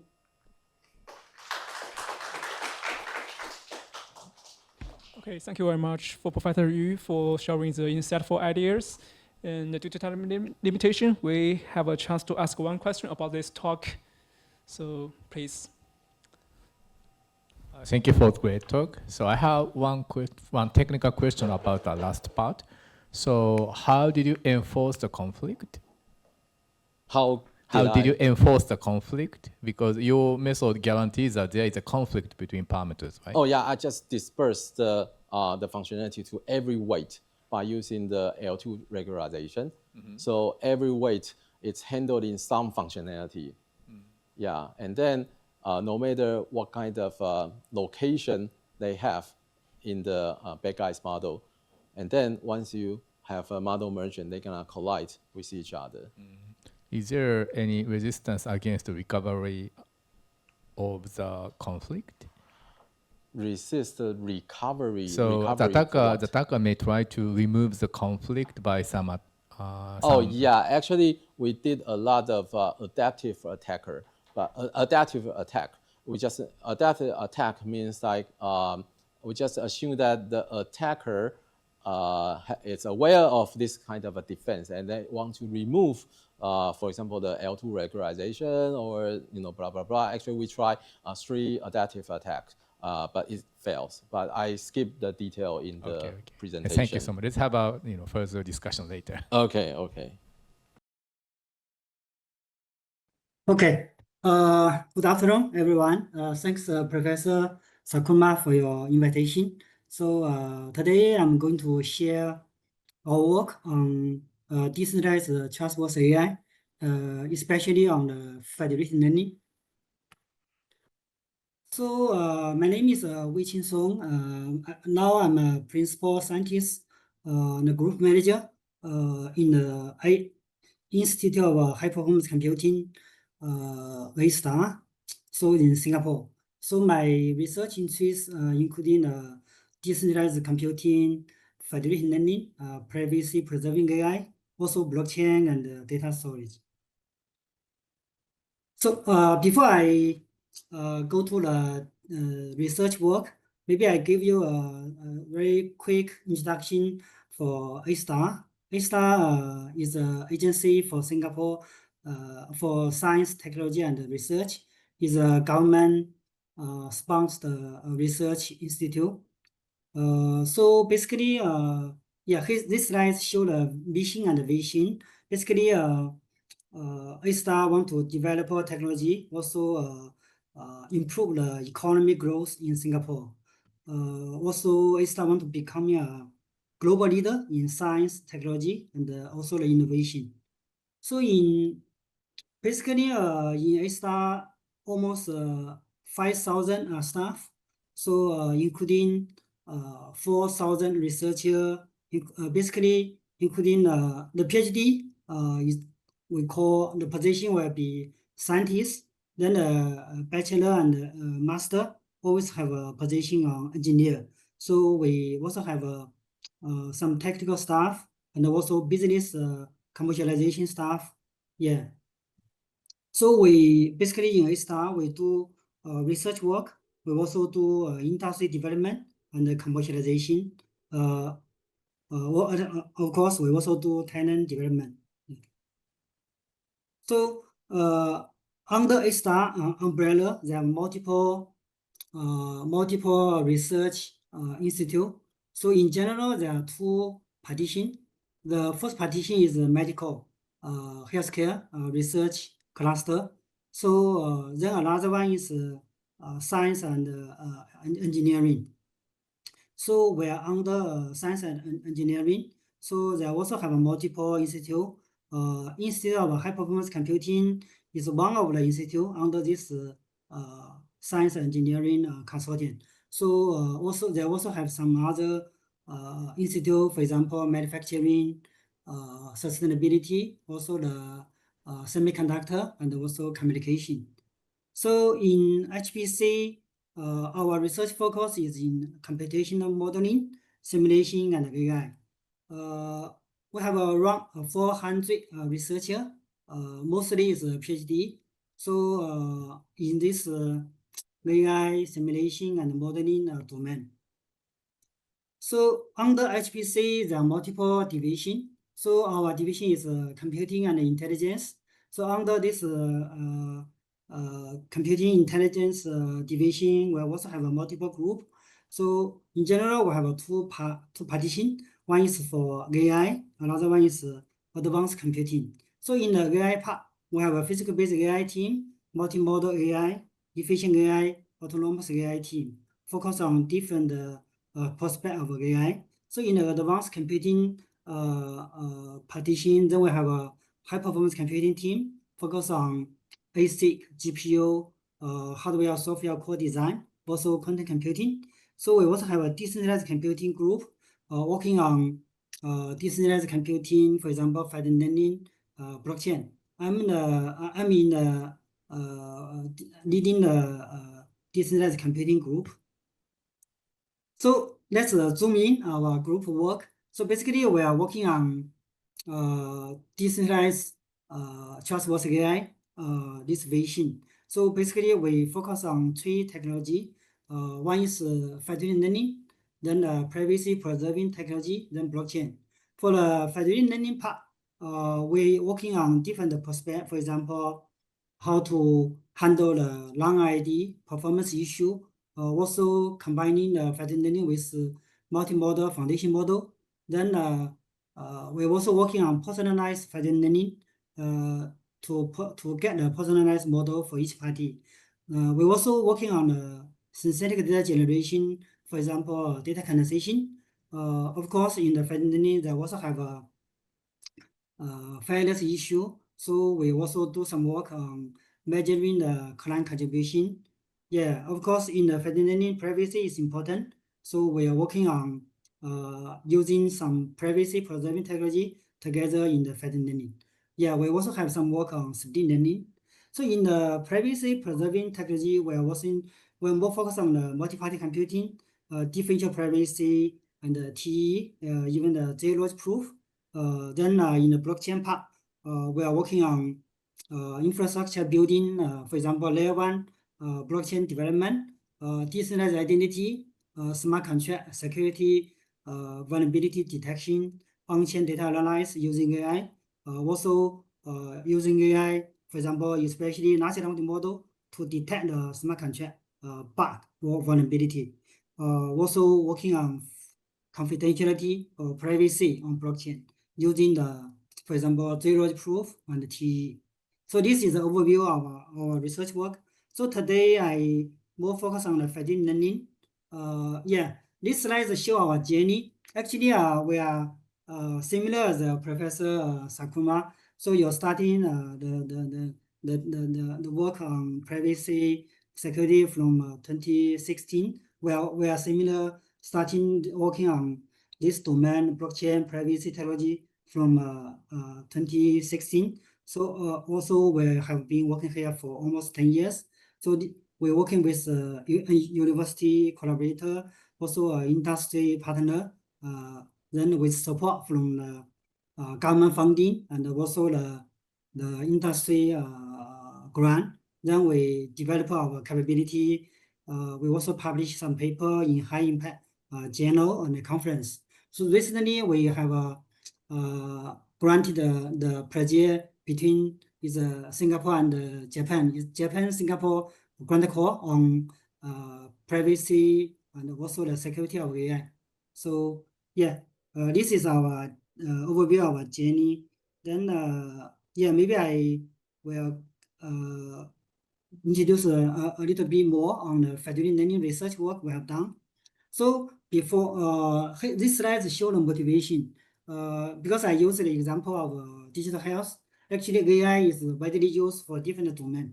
So especially if we take healthcare as an example, so the AI used by digital health, the growth is very explosive.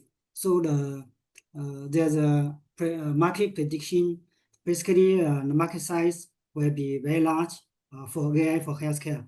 I think AI for any different domain also have a very big market.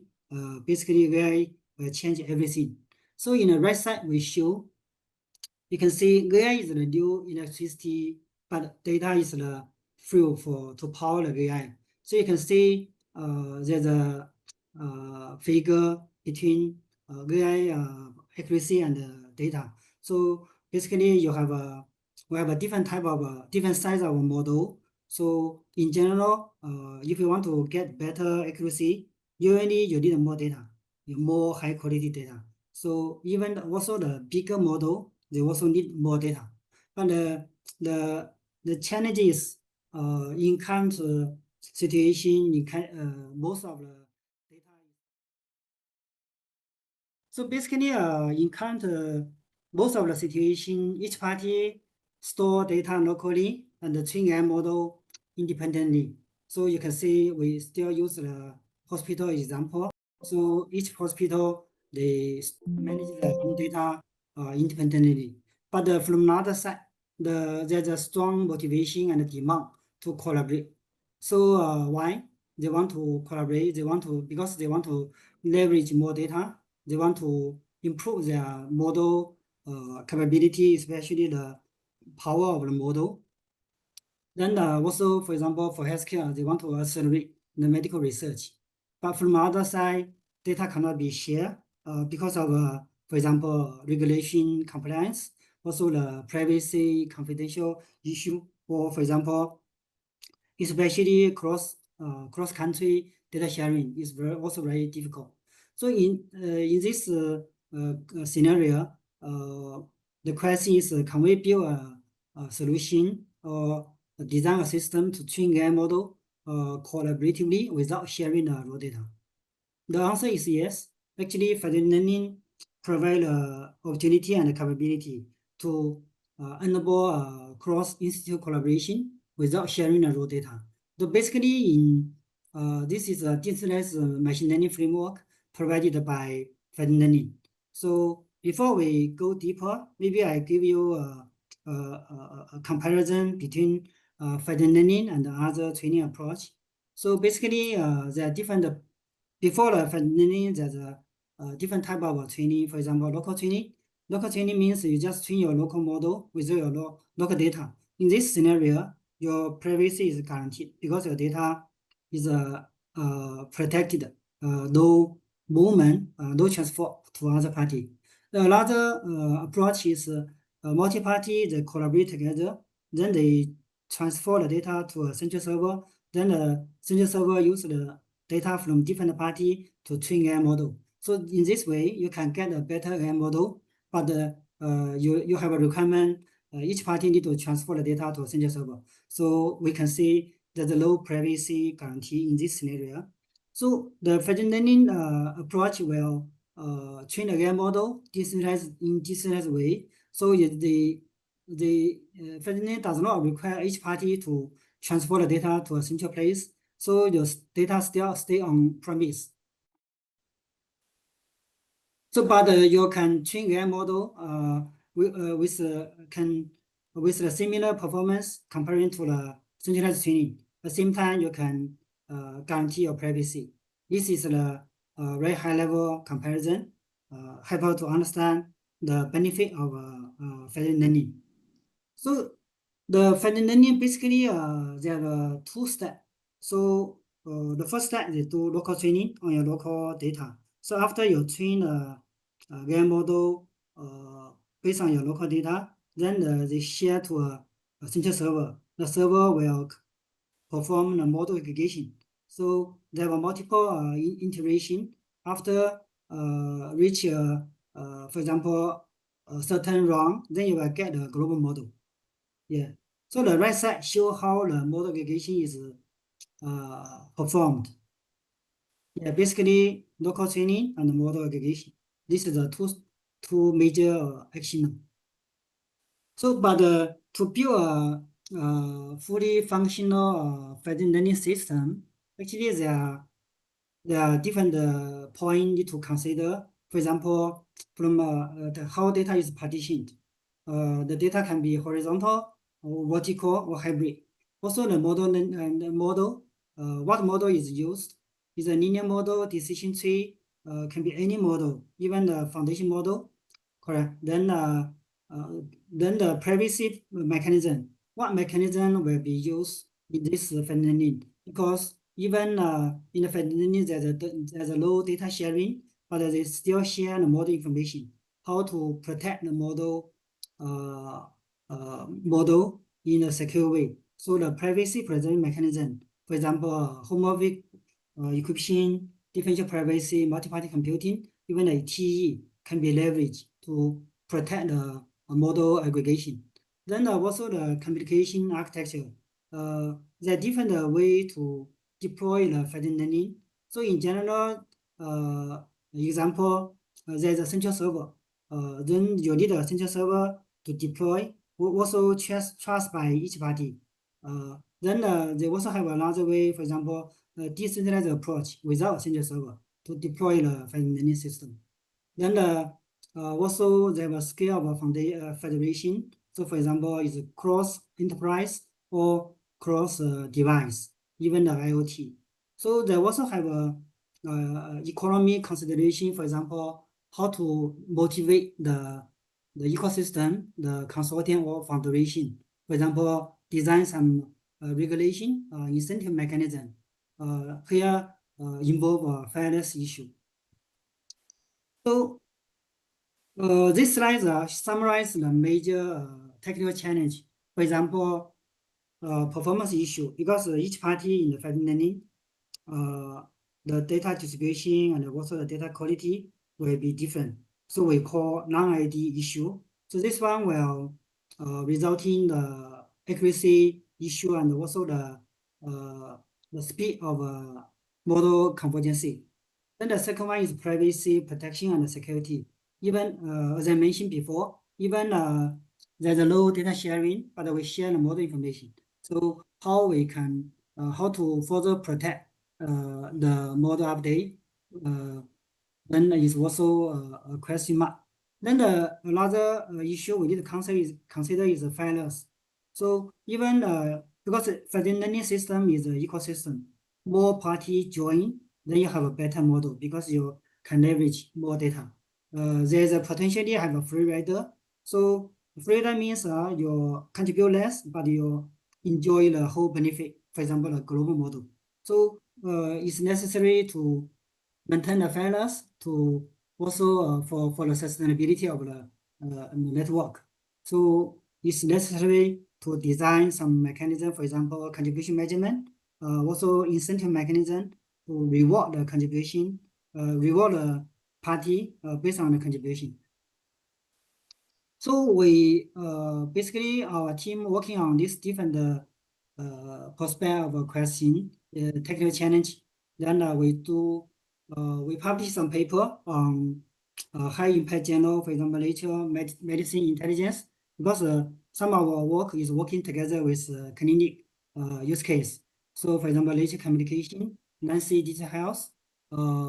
Yeah, this is some journal published with domain knowledge. Then we also publish some paper on AI journal, AI scientific, AI conference, also a computing conference. For example, CVPR, SCV, Mikai, this type of journal. So maybe I just take some example.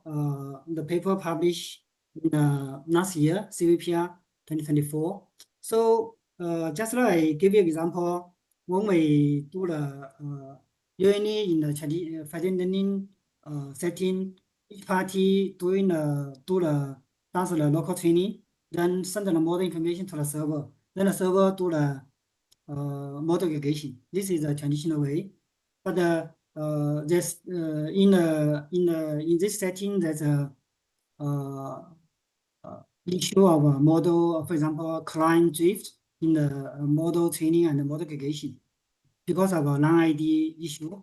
Also, when you share the model, there's a risk if the server be attacked by the attacker, then the attacker can potentially listen your update, then do reverse engineering to identify your raw data. So here we call gradient leakage attack. So to minimize, to solve this issue, we design a new framework for model aggregation free. Means to replace the traditional model sharing EFL framework. So basically in this setting, we do data condensation in local site. Based on the local data, we do local data condensation. Then after data condensation, the data we will get the condensed data. So this condensed data is much smaller compared to the local raw data. Then we upload the condensed data from each party to the server. Then the server will use the condensed data to train the AI model. So we get in this approach, then we can get a better AI model. Also can reduce the communication cost. So basically, for communication, because model is becoming more larger and larger. So this approach is especially for larger model. So we can saving the communication cost by 95% compared to the traditional model. Yeah, this is the one work we have done in the EFL setting by combining the data condensation together with federated learning. Then another work we just published in Tsukuba this year. So basically, we want to achieve the personalized foundation model. So for each party, so in the traditional way, the model aggregation is just mostly based on the recent update, based on the current update. So we found this is not efficient. The information of the historical update is not utilized. So we found out this approach is we propose this new approach in the server side. Then we propose a sequential learner. So this learner can learning the pattern of a sequential update for each party. Then we can generate a personalized calibrations. This personalized calibration will be combined with the traditional model aggregation, then to generate a personalized adapter. So in this way we can have a better model, a personalized model comparing to the state-of-art personalized EFL. Then we have another work. This work actually is not under the federated learning framework. It's for data sharing. This work will publish on RIKEN 2024. So basically, the idea is because for the hospital, they have a requirement to share the data, but because of privacy, so they're difficult to share the raw data. So one of the approach is to share the just like I mentioned, the data condensation mechanism. So we can use the data condensation to condense the raw data to a synthetic data, then share the synthetic data to the third party. Then the third party can use it for fine-tuning of the model, or model evaluation, even for training of the model. So this is the one way existing approach. But because of this approach have a limitation of a data set, so we propose another approach. Instead of sharing condensed data, we sharing the model to the third party. Then the party can use this model to generate the scenario data. Then this scenario data can achieve a similar performance comparing to the raw data. So basically, we're using a GAN approach to learn the together with the recognition to learn the inside of the raw data, then share the model to the third party. Yeah, so we can achieve better accuracy, but without sacrificing the privacy. So we in the paper we also did a membership inference attack to validate the privacy features. So recently we also working in the financial domain. So we consider the AML use case for using the Federated learning. So in this work, we consider to design weighted model aggregation, also weighted differential privacy, because for the traditional way, the differential privacy mechanism usually add noise, then to protect the raw data, but adding noise to the model will result in the model accuracy drop. So how can we, in this paper, we try to do a trade-off between accuracy and privacy. So we design a reputation-based measurement to, based on the reputation, the historical update of each party to get the weight of each party. Then we assign, based on the weight, then we assign different level of noise for different party. Then we can achieve a weighted adaptive differential privacy, also the model aggregation. Yeah, this is we also have another work in maybe 5 years ago. So basically, the MPC is a good approach for protecting, for example, model aggregation. But when the number of parties becoming bigger and bigger, so the computation overhead is becoming increasingly challenging. So in this work, we have proposed two level of model aggregation. So in this paper, we not every party will join for the model aggregation. So we introduce a committee to do the model aggregation. Of course, we also propose the election mechanism to choose the committee member and to do the model aggregation. Yeah, so these are some examples we have done in the research work, but besides the research work, we're also doing some system development in the Federated learning. So we have develop a FedPro system. So this one is a software we implemented. So they have a feature, for example, this system is a purely decentralized aggregation model without a central server. We also implement differential privacy and multi-party computing for model protection. We can do real-time contribution measurement. We also using the blockchain, Hyperledger.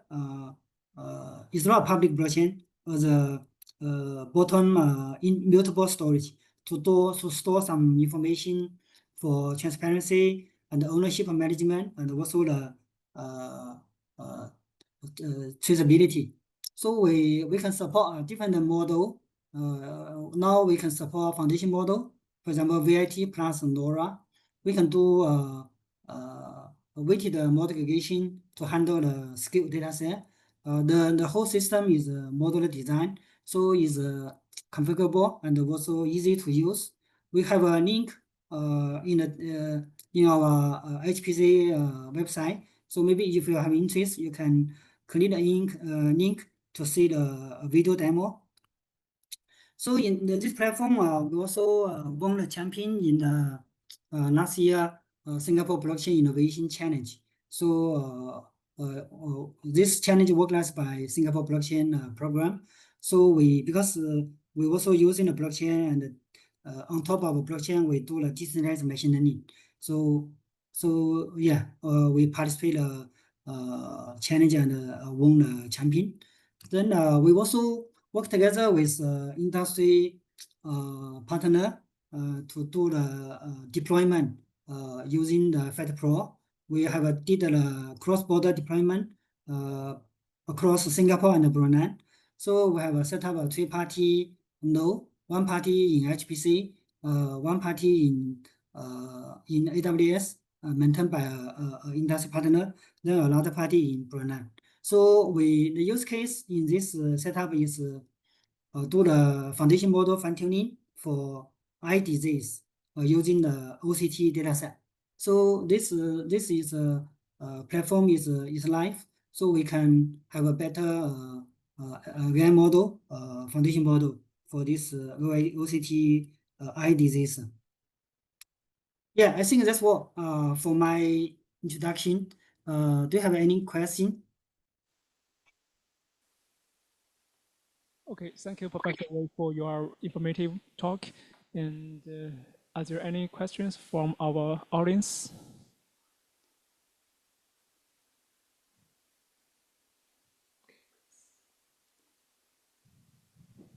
Hello, Professor Wei. Thank you for a great talk. So I'd like to, I have a question about the trustworthiness of federated learning. So I think it's possible to introduce, can you hear me? Yeah, can. Okay. So I think it's possible to introduce various protocols to realize trustworthiness of federated learning. But in my opinion, we need to some methodologies to enforce each client to follow the introduced protocol. So do you have any idea on how we can enforce each client to follow the specified protocol? Yeah, I think this is a good question. Basically, we in our current deployment with different party. So basically, we do offline. We do offline discussion, then to get some consensus. But for the data format, I think this one we can using, for example, because for example in our system we're using blockchain, so the blockchain can provide some. For example, if we agree on something, then we can implement this policy or enforcement then on the blockchain using the smart contract. So once implemented on the smart contract, then this policy will be automatically enforced. For example, the agreement on the ownership, the agreement on the data format, yeah, potentially can use blockchain. But of course, I think there are different approach to enforce each party to follow the process of the family learning. So, for example, also there's a how to do authentication, how to manage the for example, after we train the AI model, how to allocate the IP ownership. All these are is an open question. We did some work. For example, for ownership management, we measure the contribution and for each party. Then based on this, each party, then we can do some reward based on the contribution. But of course, there definitely have other mechanism to enforce the ecosystem. Yeah. Okay, thank you so much. So I'm gonna visit you in 2 weeks. So looking forward to discuss, related issues again. Thank you so much. Yeah. Thank you. Welcome. Yeah. Okay, thank you, Professor Wei. Hello, everyone. This is Jingfeng. I'm happy to be back. In the past, I was a scientist. Now I'm a visiting scientist of AIP Center. Now I'm a lecturer at the University of Auckland. Today, I'm going to share my latest research on privacy preserving adaptation against the membership inference attacks for the example of latent diffusion model. We know that artificial intelligence now is undergoing a paradigm shift with the rise of foundation models. Before introducing what is foundation models, let's look at the AI history first. Most AI systems now are powered by machine learning, where the predicted model are trained on the historical data and then used to make the future predictions. Machine learning started in the 1990s, shifting the AI system from the specifying how to solve a task to designing a learning algorithm to induce solution from the data. Now in around 2010s, with the rise of deep neural network and more GPUs, we have the era of the deep learnings that is powered by the GPUs and larger data set. Then we can know that deep neural network can recognize our faces, recognize our voices, and do many amazing jobs. In around 2020s, with even more GPUs and a larger data set, we welcome foundation models. Specifically, a foundation model can centralize a huge amount of information from a various sources of the world, and that is using massive GPU to train a very single big model. Then we can adapt this single big model to various applications, such as the image sentiment analysis, object detections, or editing our images. Let's give you some examples of foundation models. Latent diffusion models. In the foundation stage, an encoder and decoders are trained on the millions levels of high quality images. Then in the adaptation stage, we freeze the encoder and decoders, adapt the foundation models, and fine-tune the unit or adding additional embeddings to produce various kind of applications, such as generating fake faces, colorizations, making smile, editing images, and so on and so forth. Let's look at another example, large language model. In the foundation stage, the transformer has been pre-trained on billions level of text. Then in the adaptation stage, the pre-trained model can be adapted to perform different tasks. The example are the ChatGPT, of course, Google Gemini, and Llama. We can use the ChatGPT, Google Gemini for our daily usage. For example, we can do the conversation with the AI using the translated language to Chinese, to Japanese, to English, or we can summarize our contents. Personally, I use a lot. The last example is a clip, contrastive image language pre-training. In the foundation stage, the clip jointly train an image encoder and a text encoder and predict the correct pairing of the images and corresponding text. Then in the adaptation stage, the pre-trained image encoder and text encoder can be adapted to perform different downstream tasks, such as zero-shot image prediction, image segmentation, image question and answering, and so on. Let's summarize a little bit. Foundation stage is powered by the unsupervised learning, and the adaptation stage is powered by the transfer learning. In the foundation stage, the model is usually trained on the very large data. And then in the adaptation stage, the pre-trained model can be customized on our personalized and small-scale data. Therefore, fine-tuning now become a key technology to transfer the knowledge of foundation models to the power the various downstream tasks. As you probably know me before, I have done a lot of work on the adversarial robustness. I believe some of you already hear a lot about adversarial examples. But today, I would like to share talk about privacy-preserving method for adapting the foundation model on our personalized and small-scale data. So this work accepted on AAA, also win a Best Paper Award in a workshop. Okay, suppose we collect our own data set, which is private, but small scale, of course. We want to build a personalized generative model that can quickly adapt our own data set. And then we have an AI model that can generate fake but relevant data.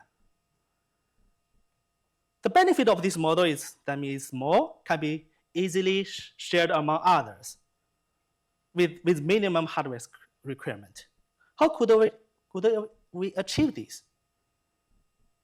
We can leverage the diffusion model. First, we source a pre-trained image encoder and decoder from the open source platform, such as Hugging Face. The encoder and decoder are well trained based on the billions level public dataset. Then, we freeze those encoder and decoder and fine-tune the UNet using our own small-scale private dataset. You know that our personal data, private data, usually on small scale.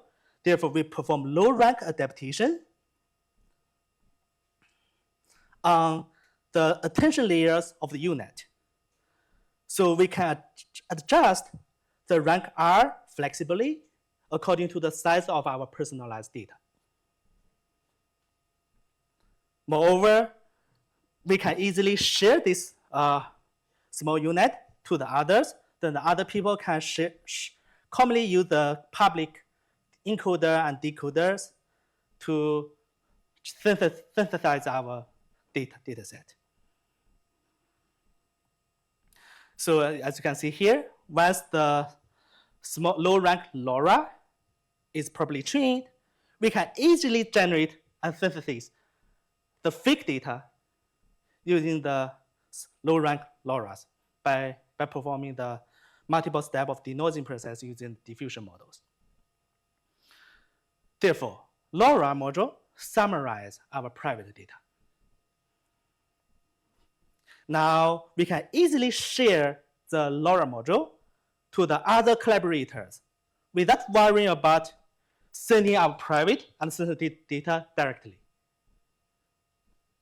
The question is, what if some collaborator is compromised?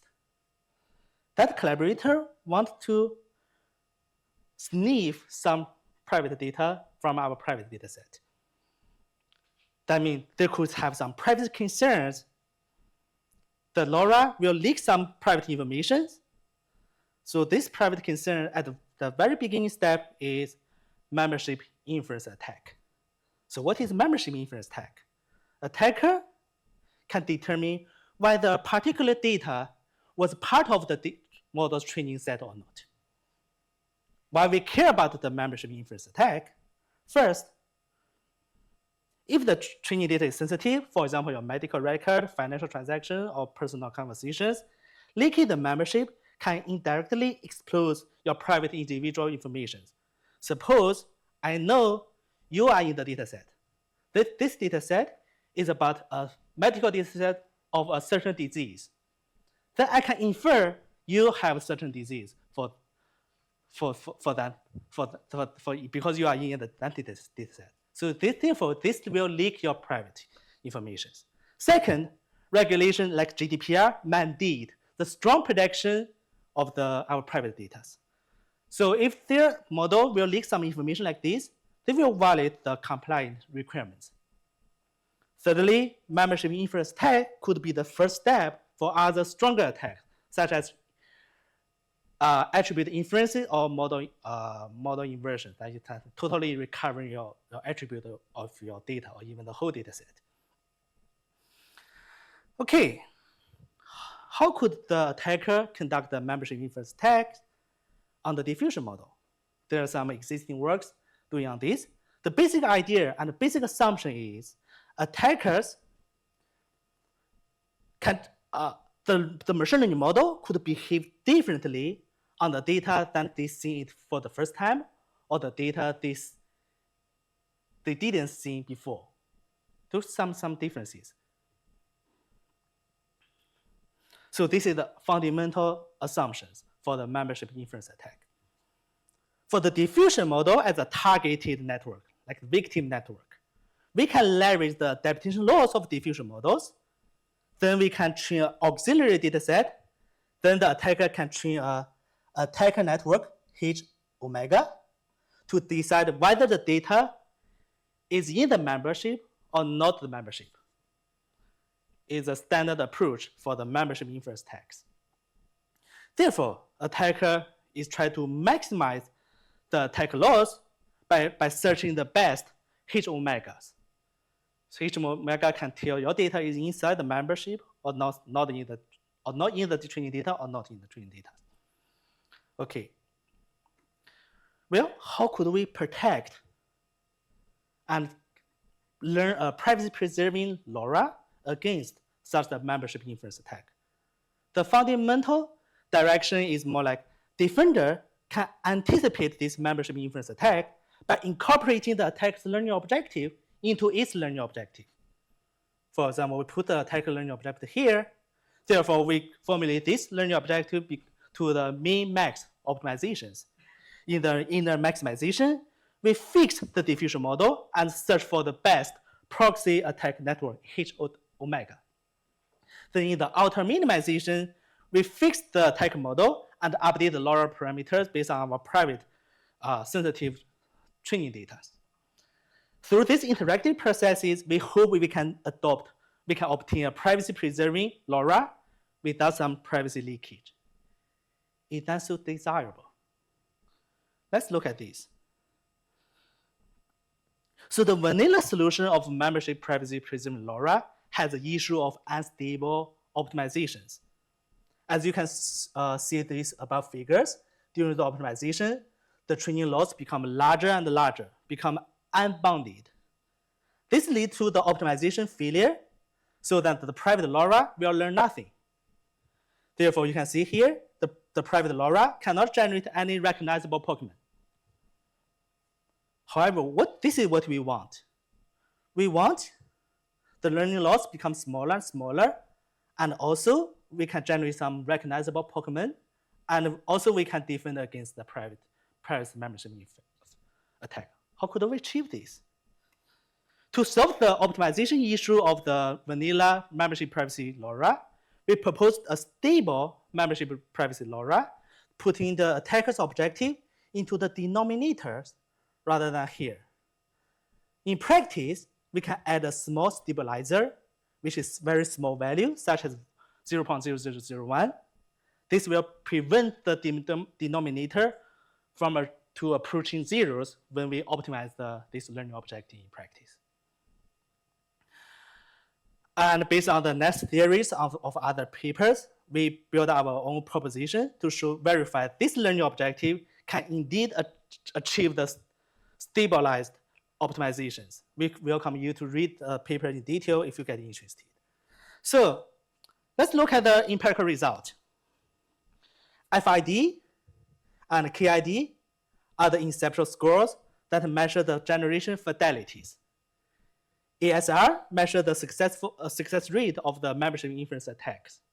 As you can see here, the private preserving LoRa can indeed achieve very small ASR, but the fidelity is pretty bad.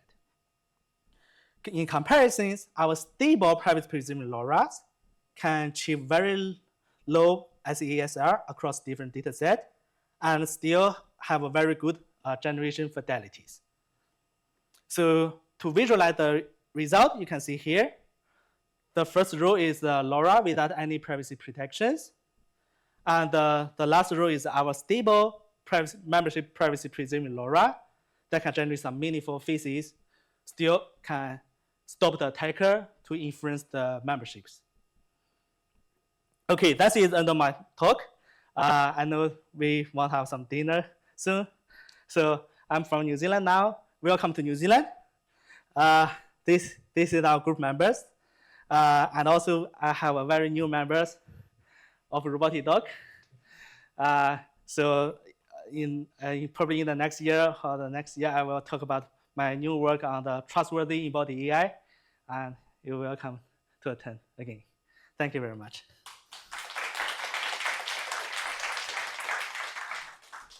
Okay, thank you very much for your insightful presentation. And are there any questions? Okay, please. Thank you very much for your great talk. Can you go back to the objective function definition for this? Yes, here. Could you provide some intuition behind the design of this objective function? Why do you think it's dividing the original laws by this? Yeah, why we designed this? Yes. So in practice, we feel doing this works. So then we find the reasons why it works. This is the true reasons. So, but then after we analyze it, we feel it. Initially, we do not have this epsilon here. They will become during the optimization, they will quickly become none because they will produce zeros. Then later on, I bring some idea from the batch normalization. In the batch normalization, how do they stabilize the learning objective? They add some small value here. Prevent this become zeros, so that we can successfully optimize it. So in the machine learning, basically we look at theory, we look at a lot about the generalization, but in practice, optimization plays huge differences in whether you can build a successful machine learning model or not. So yeah, but sometimes optimization is mysterious because the learning objective is non-convex. So we just can't give some insight. Thank you very much. So, yeah. What makes? Can I have one more question? Okay. So yeah, still here. So okay. What is the main difference between just adding the additional term, so the denominator as an additional term, or? Yeah. So we find out empirically. We find out if we do not put here, you mean the add additional this stabilizer. Question is, what's the difference between the kind of trivial? Yes. Yeah. So this learning objective is the idea is from this original paper from Reza Shokri. He tried to protect the privacy leakage from the perspective of a min-max game. So they will add some like the adding here. This is normal practice, but in practice we find out when we do this, optimization will be very challenging. You have an unbounded loss. So basically, that means we learn nothing. Although they have very good privacy preserving, you know that the utility and privacy sometimes have a certain trade-off. So what our research direction is, we want to put the trade-off further and further, and we have maintain some certain utility and have very good privacy. So this is our objective. Therefore, to achieve this objective, we propose our tricks. The why we propose that trick I just told you, kind of mysterious. Not because I don't want to tell you. Sometimes because the optimization is inherently mysterious. We make it work in practice. We have to. Yeah. But I think if we're using this learning objective, we have to carefully bound the gradient and carefully tune the hyperparameter. Then we can make it work. I believe if we choose this learning objective, the tuning parameter will be more challenging than the objective we choose here. We didn't tune the parameter a lot. We can make it work. Yeah.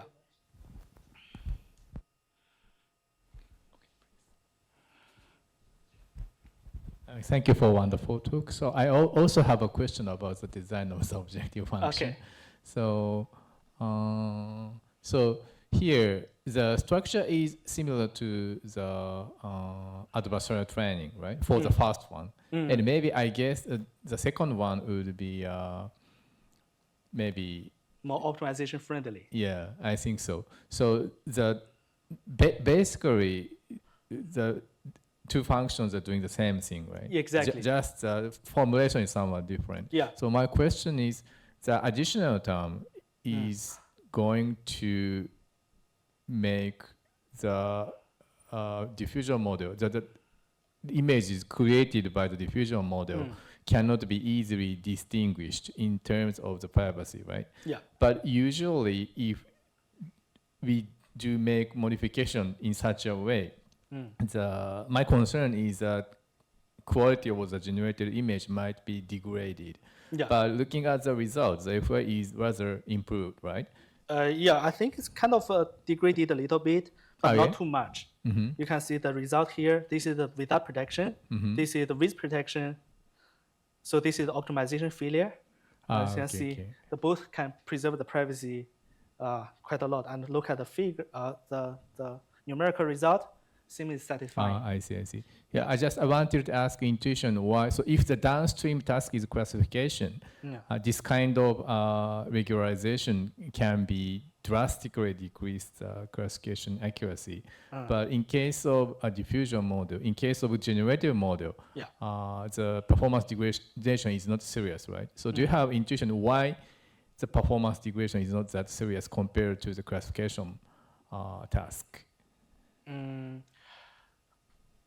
So your question is why the performance degradation is, can I see again? I didn't Yeah, because the additional term is basically enforce a model to indistinguishable. increase the indistinguishability, right? Yeah. But still, the FID, the degradation of the FID is not that large. So I just wanted to ask why the degradation is not serious. I see. That means why the trade-off is so, why we trade off the privacy not too much. Yes. Yes. Normally in differential privacy or some privacy ideas, we trade off too much of privacy. Yeah. I think first of all, I don't have the answer. Just I wanted to know your intuition. Empirical direction I've found out. I think the reason is probably theoretical privacy preserving, like differential privacy, probably focus too much on privacy protections. That notion is very strong. They probably sacrifice some news, like the individual data. Some data probably need more privacy. Some data may not need more privacy. When we do the optimization, we can, like the learning algorithm can adapt every data. But if we do the different privacy, theoretically, we have to protect for every training examples. But not every training example are equally difficult for preserving its privacy. So therefore, optimization probably, it's not verified by theory, but probably can do better jobs here. I see. Okay. Thank you so much. Yeah. Okay. Yeah. There are more questions there?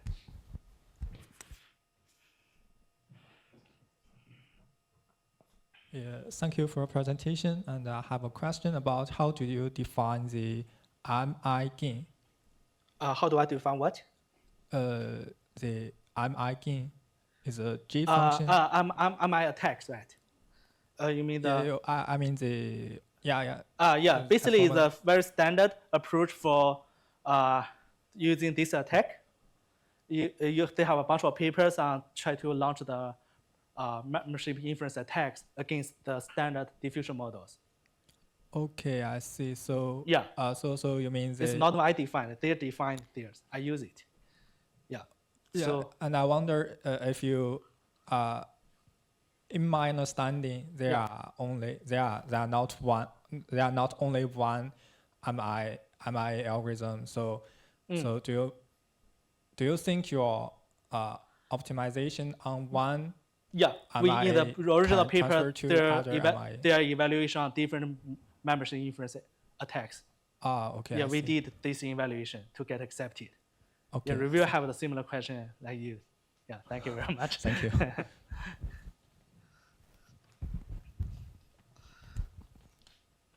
Okay, thank you very much for your talk. Okay.